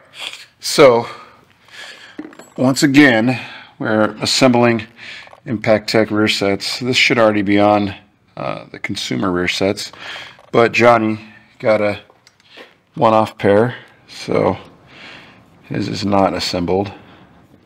So I'm just going to put a dab of Loctite, not too crazy with it, because you don't want to be trying to fix that at the lot. All right, and then I'm going to throw the reverse thread nut on there, and we should be in pretty good shape. Now, what we're going to do is get these bolts started, at least run in some, just a couple threads, and then I grab my zapper, smash my finger, no big deal. All right. So when putting the rear sets together, or putting the shift linkage together, I'm going to take this off, and I'm going to get it just barely on the first thread, And then I'm going to touch the linkage to the new one here. God, get my fingers out of the way. Right? And I'm going to get it touched and started so that they're pretty darn close to equal. And that one's a reverse thread on that side. This one is a regular thread. And what we'll do is we're going to hold and tighten. And do the same for this other end. Hold. Might need to make some space. Yeah, if Johnny can hold that and hold the camera, we'll be in business. Hold and tighten, and then we will tidy that up once Johnny's ready to do the final settings on the bike. This one will be a little bit different than what you guys will at home will be doing, because Johnny Boy has a Behringer master cylinder. And well, you guys, if you are using a Behringer, make sure that you grease these fittings. As you can see, that red grease. Okay, you see that residue around there? These Zerk fittings, I mean these Heim joints, sorry, Zerk fittings. These Heim joints need to be greased. There's a very specific tool to grease those the proper way. Johnny learned that for the first time. And that's not a big deal if you don't know that. It is just something that needs to be done. Fluid comes in, right, from your reservoir, or yeah, from your little reservoir deal. So what we'll need here is a crush washer and our inlet. If I'm not mistaken, this is my first time using the Behringer, but I'm pretty sure that the inlet is from your reservoir line, right? Your fill, and then your out goes to your brakes. Correct? Is that right? Correct. Okay. My first time, so I gotta confirm with Johnny. Oh, and then we have to, with this setup, we have to make a mod because we have this bracket. Impact Tech hardware is here. And these threads look to be about 8 by 125.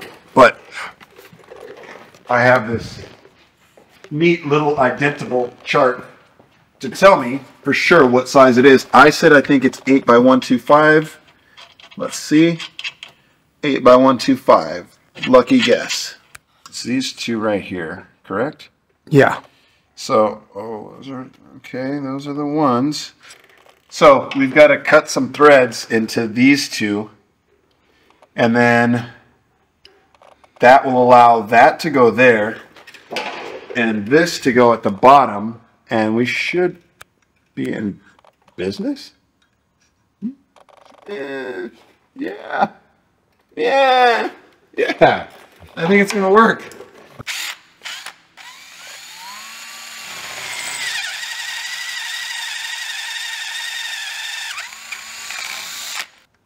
Want that nice and square.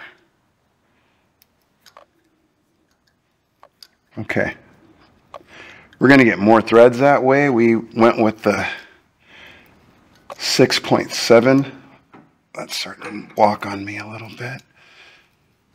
We went with the 6.7 versus a 7mm.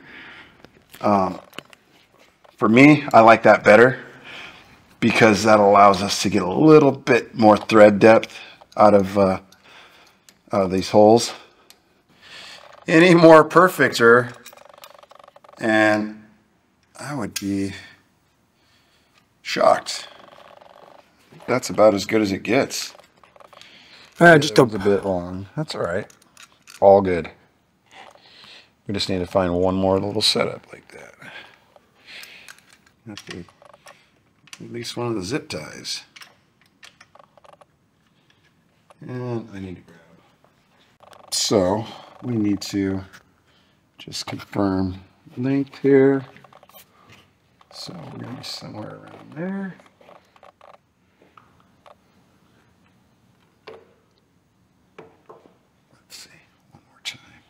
can see what we're doing. We're trying to get the length. There to there. That's all right. We've got plenty of tie gun in case we don't get it right.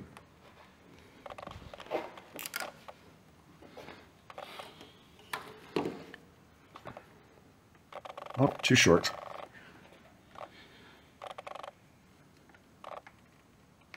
Oh my God. Too short? No. No. It's the right length. It's just too hard to do like that. To do all this. Oh, fuck. Yeah, that's a little drop down bracket so the reservoir clears the cage.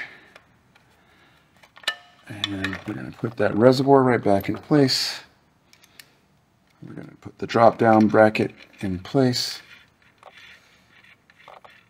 And we're going to get the screw to hold that in place. And we've got the correct length hose right there.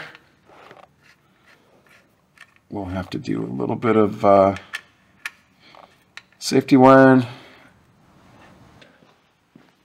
Action. We're going to keep fluid reservoir.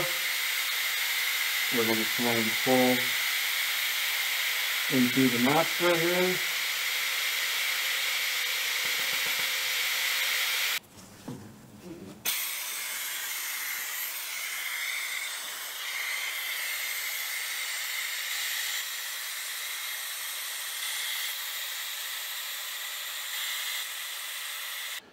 These have the bumps from the factory that kind of keep the gripping, but we're putting ODIs on it. We don't need that. So we're going to take and give these a trim. We should be starting with a really fresh bitchin' razor blade, but this should do the job. Always cut towards yourself. I think I've explained this before in the past. Hopefully you guys know that I'm joking. And watch the camera guy. No big swings? Yeah, every full swing you risk cutting the camera guy.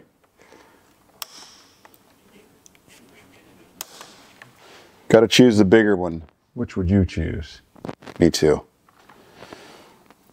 So would I. All right.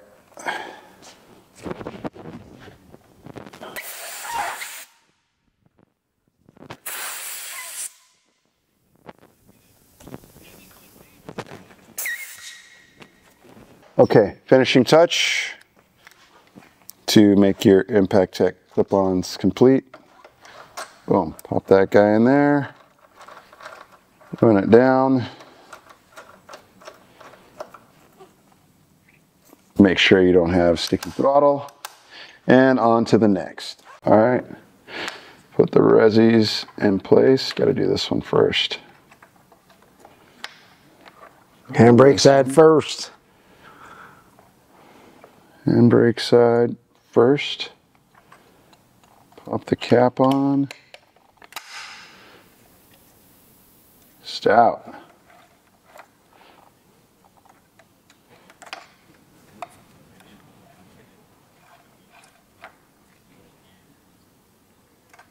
Good. The slow reveal. Yeah. Oh shit, it looks nice. The slow and labored reveal of that beautiful Kawasaki factory windscreen. Come around front so we can see what we're working with. Such a good finishing touch to this bike.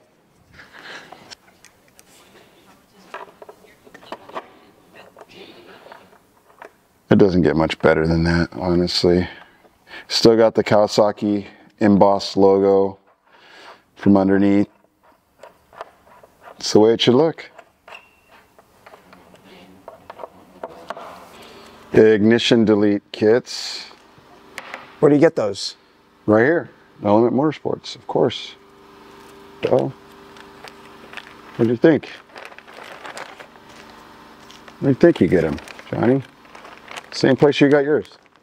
All right, we are ready to get closer to the motorcycle with more parts. We are doing what is publicly known as a clean air mod, but because you can't say we're doing a smog delete, I guess doing a clean air mod is the same thing, right? It's getting us clean air. Yeah. Oh, that air is going to be clean, all right. Just throw that in my pocket there. See if I can find a tool that works quicker than me.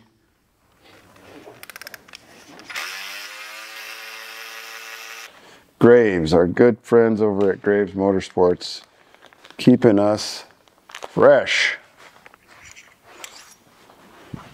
All right, get yourself right. Get dialed in the right way.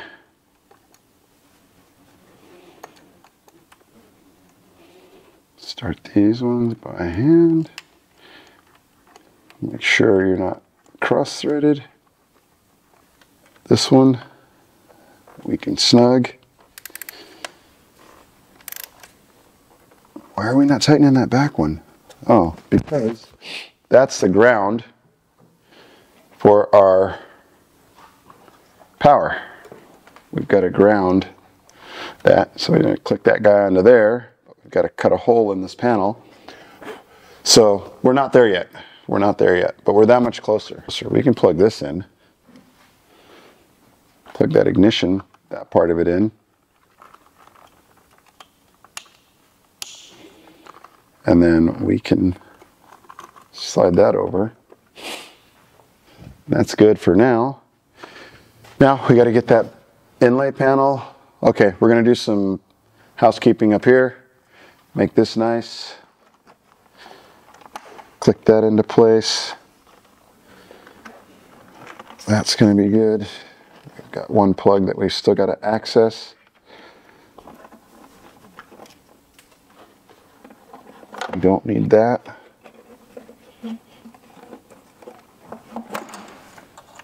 So we're going to neatly tuck that away because we won't use it. Because we have, we're going to delete that in the flash. All right. So the detail stuff. This is some of my favorite stuff. I like to make everything really nice, clean, and tidy. So they say zip ties are stunt riders' best friends. I would have to agree. Not for the same reasons, not to hold the fairing on my motorcycle, but to keep all the cables, brake lines, all that stuff nice and tidy. And you at home, you can do this too. You don't have to be any super high level crazy tech. You just have to have fingers that are about the size of mine so you can get that perfect measurement. And then zip tie here. You guys will see why zip ties are so great and such an integral part of my world. This rubber grommet that we run, so that's going to go right where that green cable is, and I like to put one on either side of that. And what that does is that holds that next to the tank where it runs under the tank. And I don't run this one too tight, okay? So I just run this one to kind of snug it up, but the bracket on the tank has to split this. So it clicks under, and it's easier to see with the tank here, but it's not here right now. So you guys will see what I'm talking about here a little bit later. And then I run this one. And this little grommet keeps the tank from getting damaged. I mean, keeps the brake line from getting damaged with the tank sitting on it right there. And we are just going to literally see our mark and hit our mark.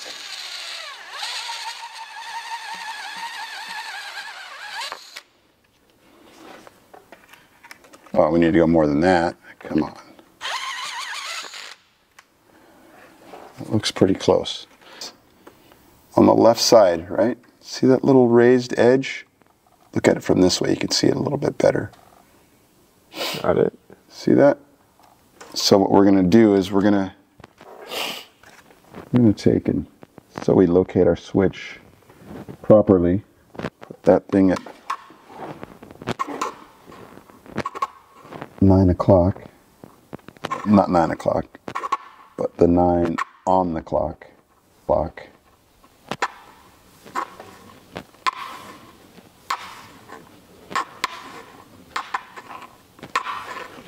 So the reason for that is this thing you don't want spinning around when you've got it located in here, right? When you've got it put on.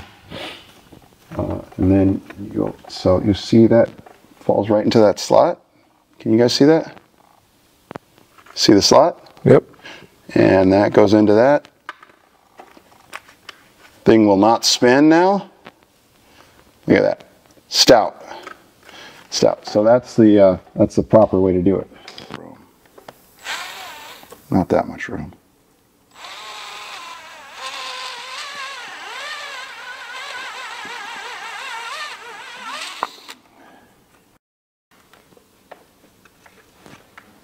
A little bit of straggler there.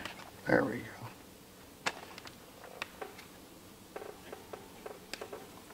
All right.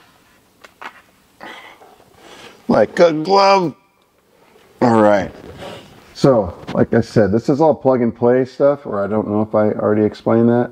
It's all plug and play. So all you got to do is unplug your ignition, unplug your run switch, throw it in the trash or in your save file. And then you take and pop this stuff in, and you put the little washer on, and then you put the lock nut on, loosen the tighten. Got to go backwards there to get it to the right spot. Okay, so yeah, you're just going to get this guy snugged up so as not to come loose. And now, look at that. You have beautiful factory looking switches.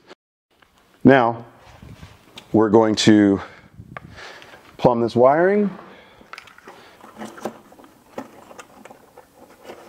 think I can do it. All right. All right, the wiring is through. Now you're just going to give it a tug. Get all that through. Oh, here's the other cool thing about the new, the 24. You've got this little clip right here for your blinker. I like to tuck that wiring under there with your blinker wiring. So that's all tidy and out of the way and clean and looking great. And then we're going to pop that back into place, get that locked in, and then we're going to boom, boom. All right, so now we are darn close. Okay, so this is where the run switch used to go, right? This is for the run switch, replaces, I should say. Okay, so we've got 2 empty slots here. All you're going to do is look in there, see the orientation.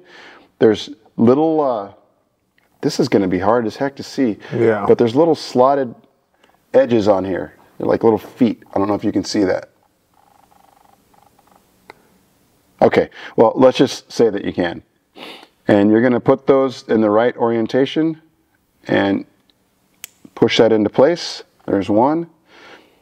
Feet basically go up towards the push tang on the deal there. It'll only go in one way. Okay, so that's done. This is the jumper. So you can also add a hidden kill switch somewhere if you're going to ride the bike on the street or something like that. But in this case, Johnny is a lot guy, so he doesn't need that. Plug right into the gray plug there. Johnny is a lot of guy. He's a lot of guy. And then we've got the power. which is turned off right now. So we're going to plug this in. It's still going to be off.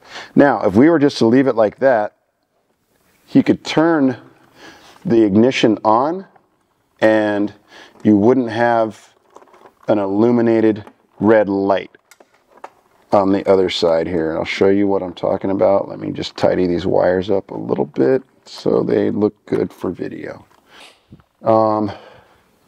So I will, since I've got this out, I'm going to cut a notch here, cut a notch on the other side, because the place that I like to put this, like I said, is right there at the smog block off.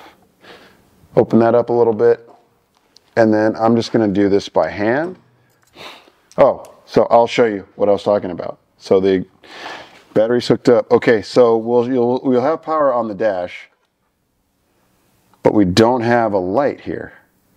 So, simple as this. Now we have a light. See down here with my hand? This is just a ground. And when you ground that, we now have a light. So that's going to complete our process there. And you don't have to have that light, but I prefer it, and a lot of others prefer it, because from a distance, if you're looking at your bike, you can see that the light is on, you can see your ignition's on. California model. No need. No sabe. No need. Okay, we need something to plug that with, though.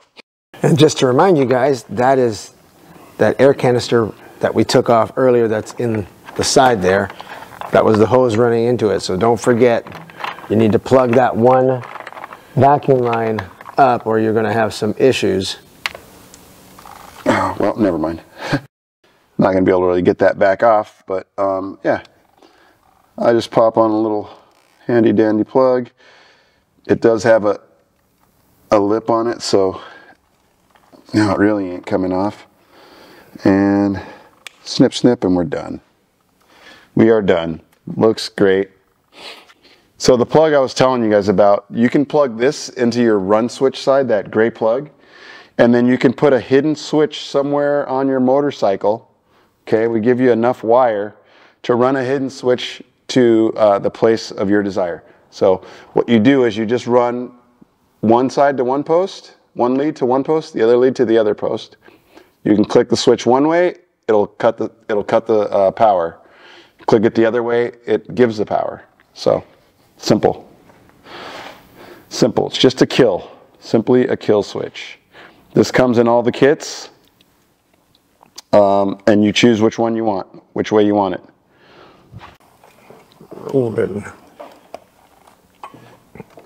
Okay, we gotta kind of measure this out. Somewhere in there.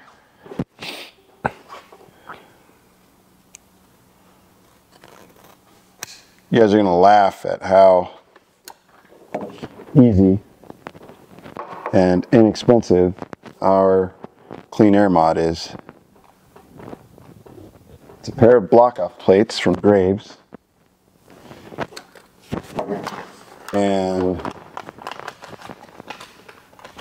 basically a UP103, which is a cleanable air filter from Parts Unlimited. Now, this is wash and wax cleaner spray, which is really slick but dries up. That's going to help that slide into there.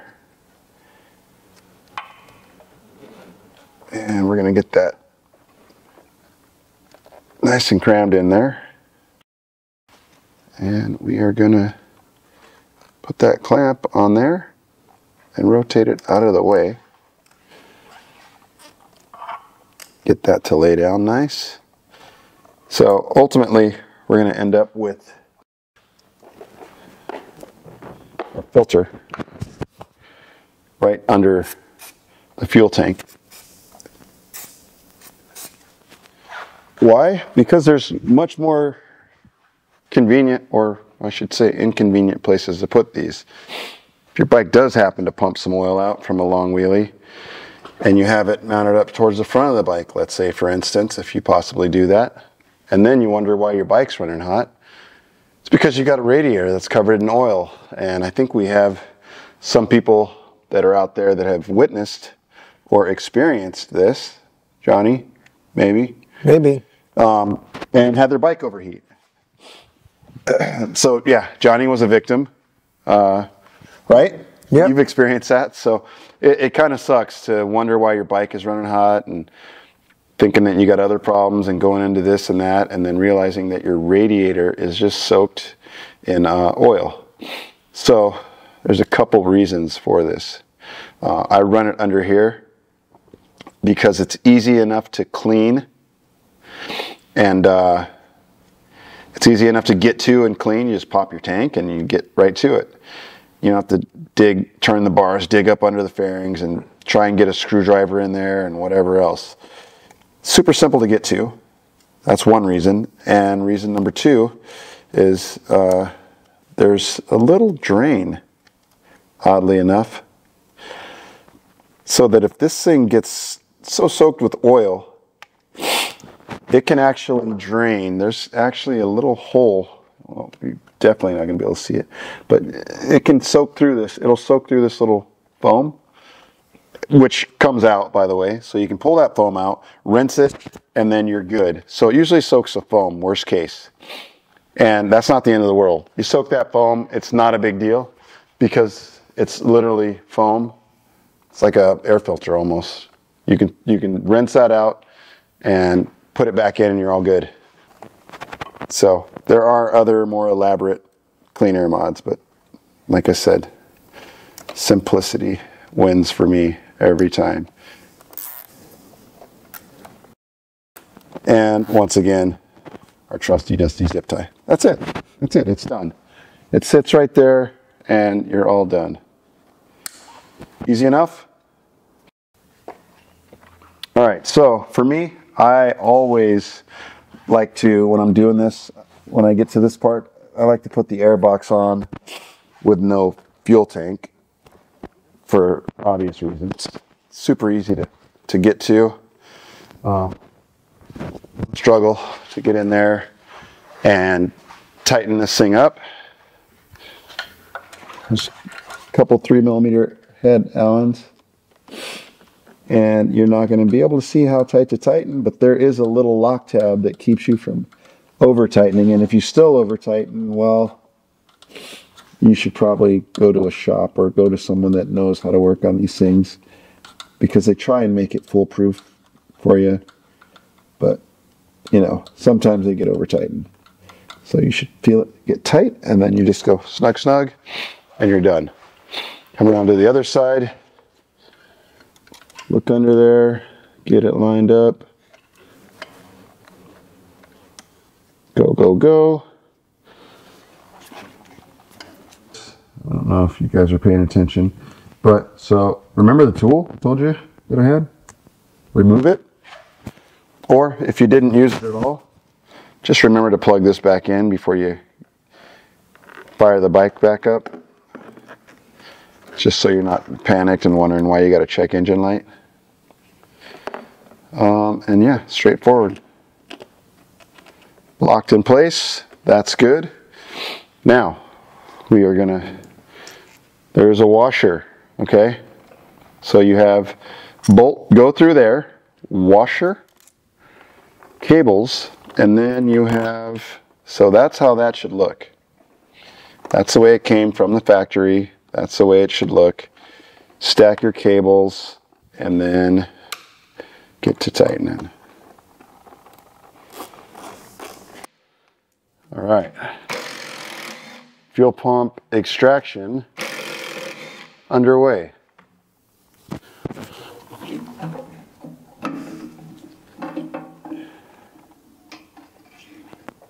And pump is out. All right. After doing this for some time, I realized I like my life to be easy.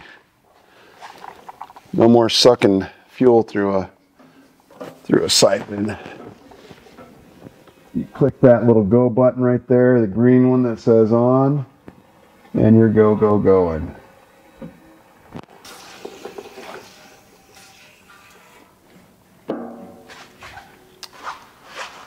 Just a me thing, these tanks are not always super clean.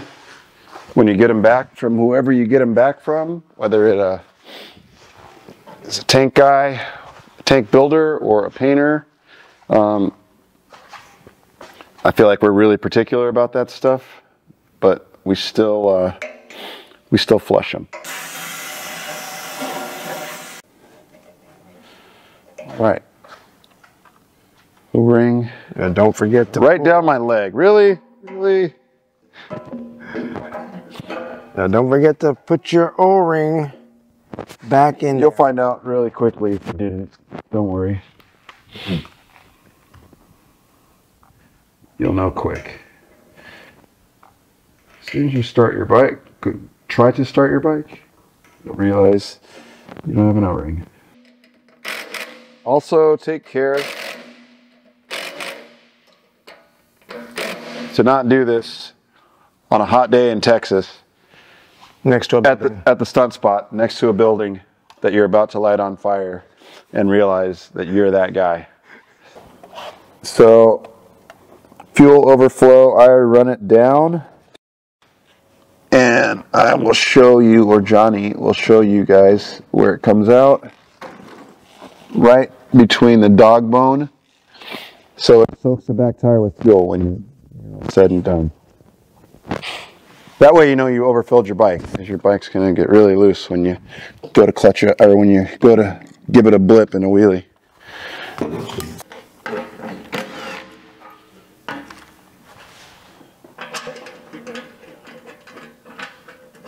Always, always, always start by hand. It does.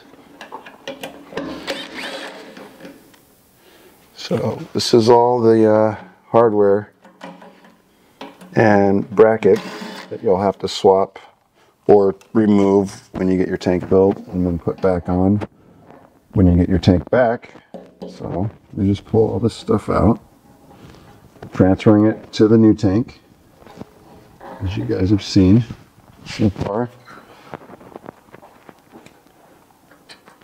It's nice when you're taking it off of one tank and putting it on the other, but it's pretty hard to get it backwards and screw up.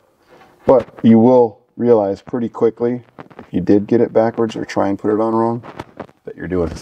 So for instance, I was trying to put this on this side.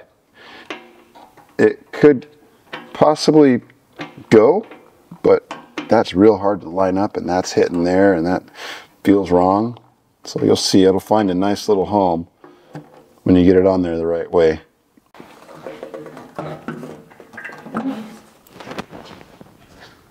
All right, guys, tank is going on. We're gonna get that sitting atop there and then find the hole. Oh, we're just a little bit low. Okay, get that started. So here we are, we got the tank on.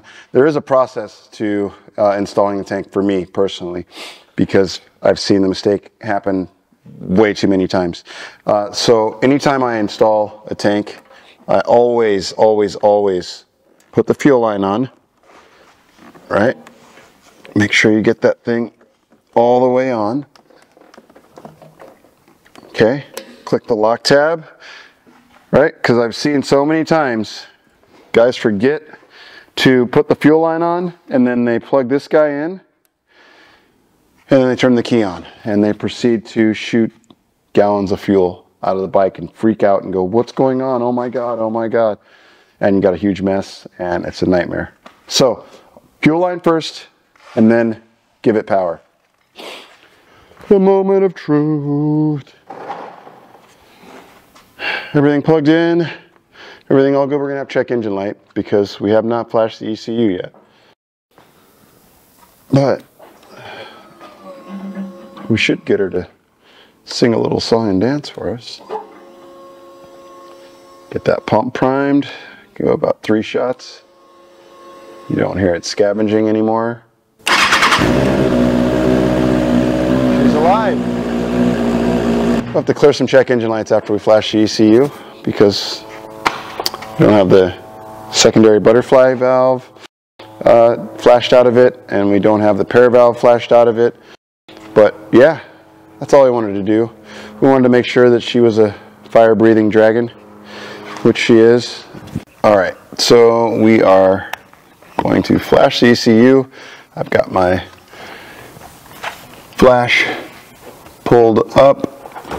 All the parameters are set. I'm just going to double check. This stuff, these are just... The purpose of the ECU flash is to remove all the restraints that the bikes come with from the factory. Restraints meaning fueling, timing, things like that. Basically, the ECUs are locked out, and we have to essentially jailbreak them and get in and start tuning.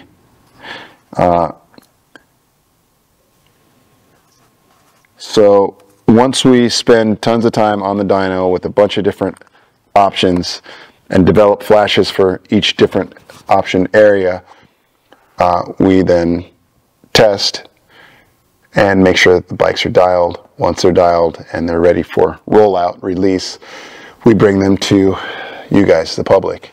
I've spent a lot of time testing this particular flash. It works incredibly. The bike is so strong, does everything right for a stunt rider. So yeah, once you guys pull your ECU out, send it to me. I plug it in. I put my flash on it, and you guys get back a really rideable ECU. The thing is so good. All right, so we are removing the stock tip sensor, which we will be replacing it with the stock tip sensor. But this guy cuts fuel when your bike tips, so it kills the bike. We don't want that. When the bike gets low for drifting or circle wheelies or anything like that, we don't want the bike shutting off on us. We know how that comes out. Boom. So you can hear the internals. This one is already done, okay? But there you go, right to the mic, no noise. So we're going to show you how to disassemble. To get this done, small whammer and a couple screwdrivers and possibly this little squeege tool. All right, so hard to see. You guys can see there's a little detent in there that kind of clicks and holds this thing in place. And hopefully it'll still work with this packing quilt. Don't let the Mac guy see this. That's why I didn't grab my snap-on screwdriver, because I don't like to use it in this way. Flip it over on the back side. I just go from one to the other, one side to the other side. So once that's done, there's a seam right here. Get right in that seam and you just pry a little bit. Get in this seam, same.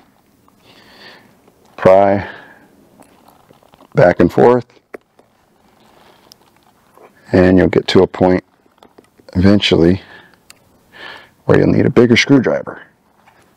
Okay, now you can see we have the result we want, right? Now, the tricky part to this job is you have to literally take this where all these guts are, dump them out, put it back together. You're done. Plug that guy right back in and put this, get it lined up, You can do it. You're almost there.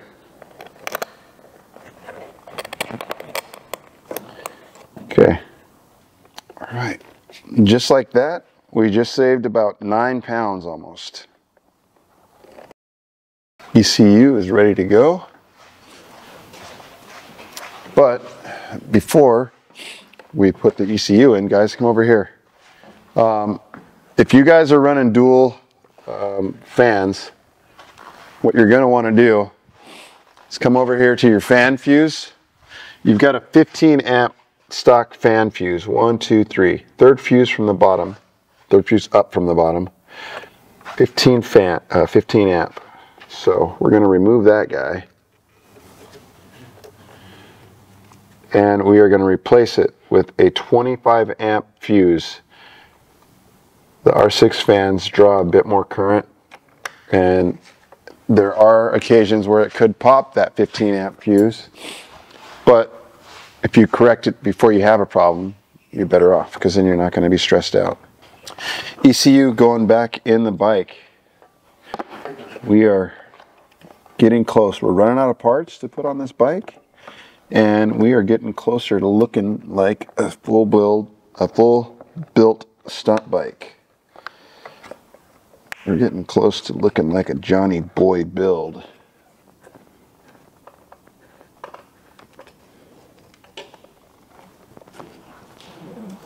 Okay.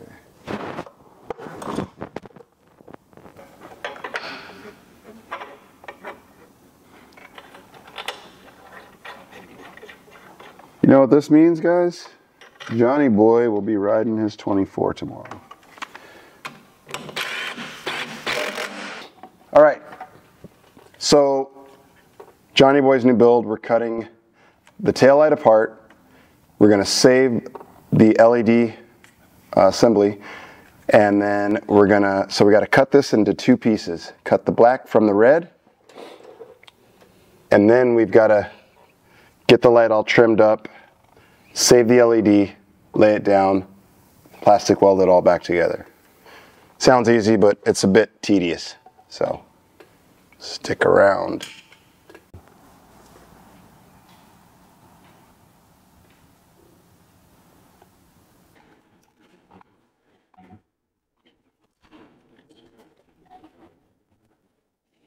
There it is in all its glory. Yeah, got 2 pieces. Reinstall. Screws there. So as to make sure that the taillight doesn't pop out. So, a lot of details left out, but as you can see, completed. Took about an hour of patience and persistence, but now you have a really trick taillight, and it keeps your bike looking stock. Love it. So, yep, we're just putting the finishing touches on back here.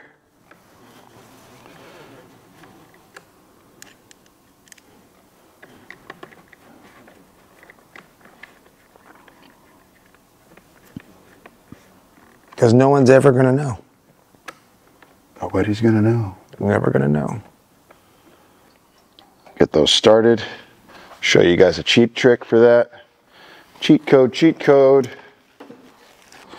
Get a screw, thread it in a little bit, and then you just lightly work it into place.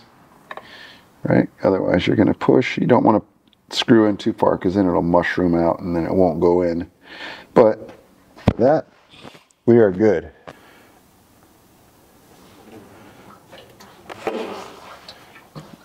These threads are plastic. They don't really. Yep. Just like that.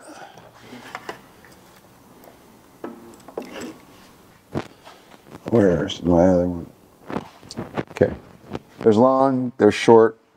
The long ones go here, but there were also long ones previously in, okay, that had a washer. This washer is made to contact the painted surface. The one without a washer goes into this area. So just an FYI.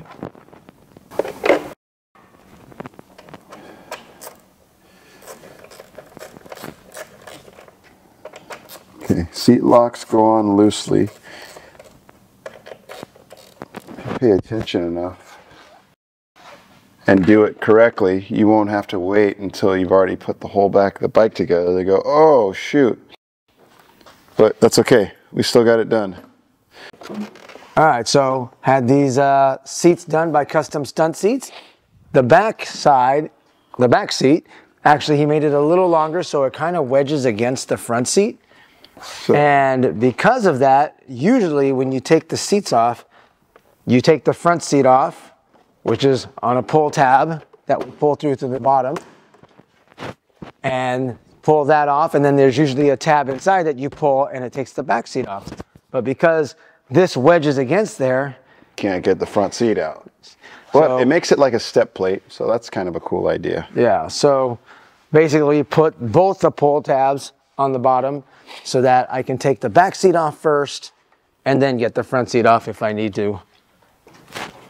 If you look there, there's a little notch for the clutch cable, but not enough room for the brake line. So I run the brake line right next to it, but if these were zip tied super tight together, you wouldn't be able to get that to clear. It would, and they both can't fit. So splits like that, the gas tank sits on that little rubber grommet that we have there, so we don't damage the brake line, and we can put the tank down.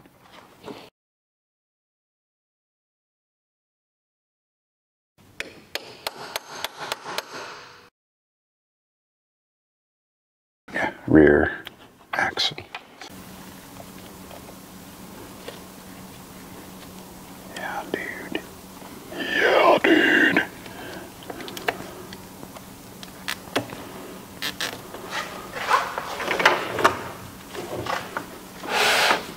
Oh, God. That's a lot of brakes.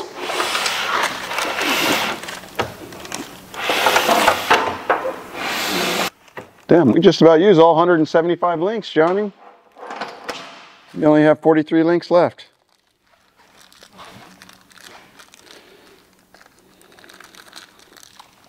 Johnny boy finally gets a short motorcycle.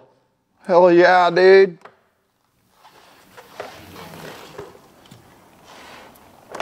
Oh, this the bullshit we're gonna play? Okay, hold on. More zippy ties. Stunt rider's best friend, them damn zippy ties.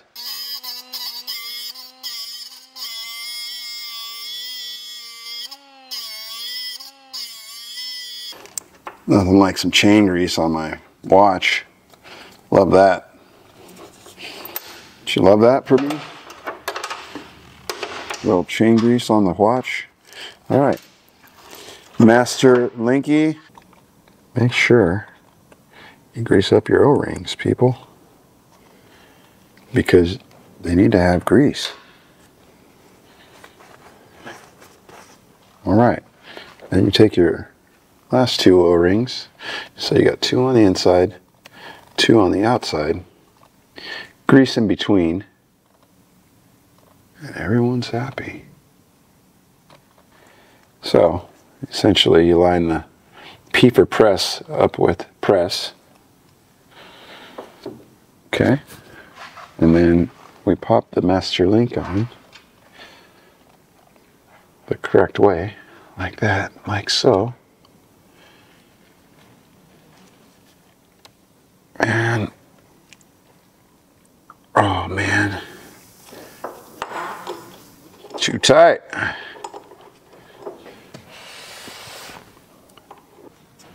Get it started. Make sure we're lined up. Yeah, okay. Right at the edge there.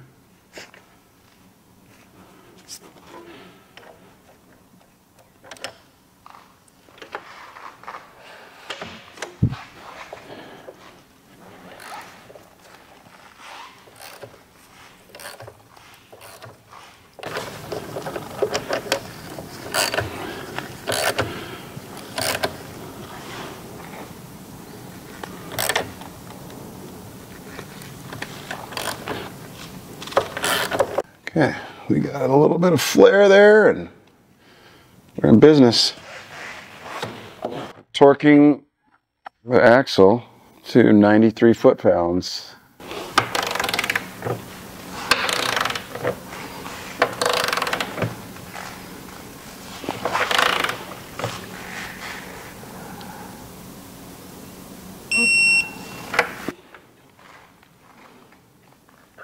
Okay, locked. All right, that's good. Just folding the lock tab so as to not lose that counter sprocket. Then we can put this guy back in place.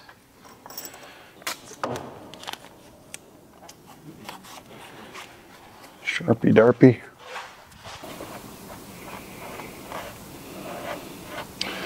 Doesn't get much more freehand than that, does it? High and then like right there maybe.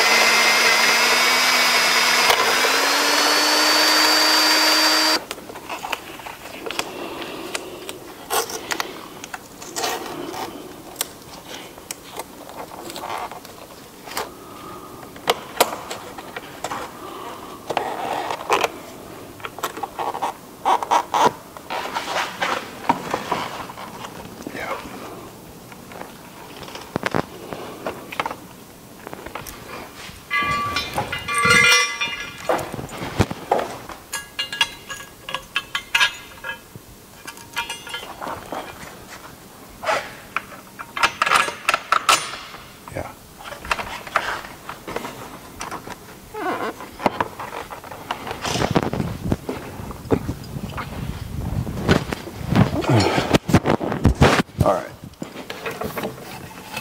up right there.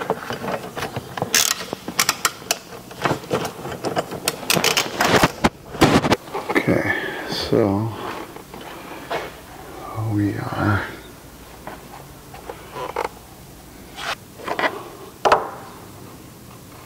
that seems fucking super legit. Yeah, that looks good. Like I wasn't doing anything.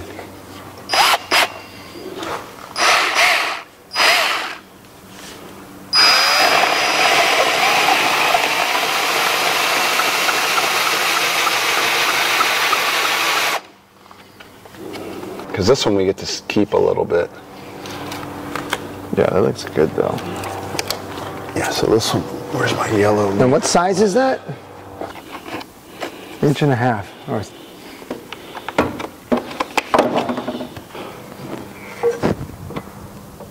Okay, push through.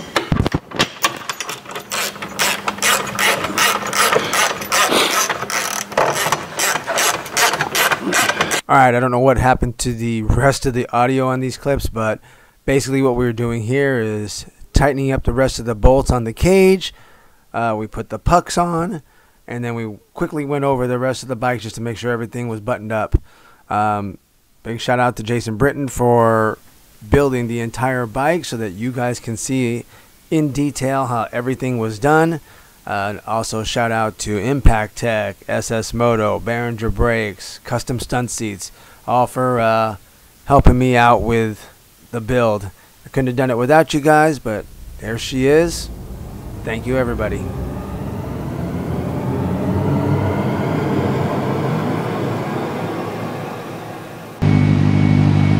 She needs a wipe down, but here she is.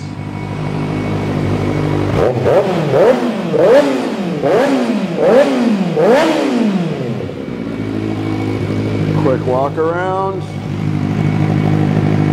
All right, and there it is, Johnny Boy's 2024 ZX6 build in all her glory, looking fresh and clean.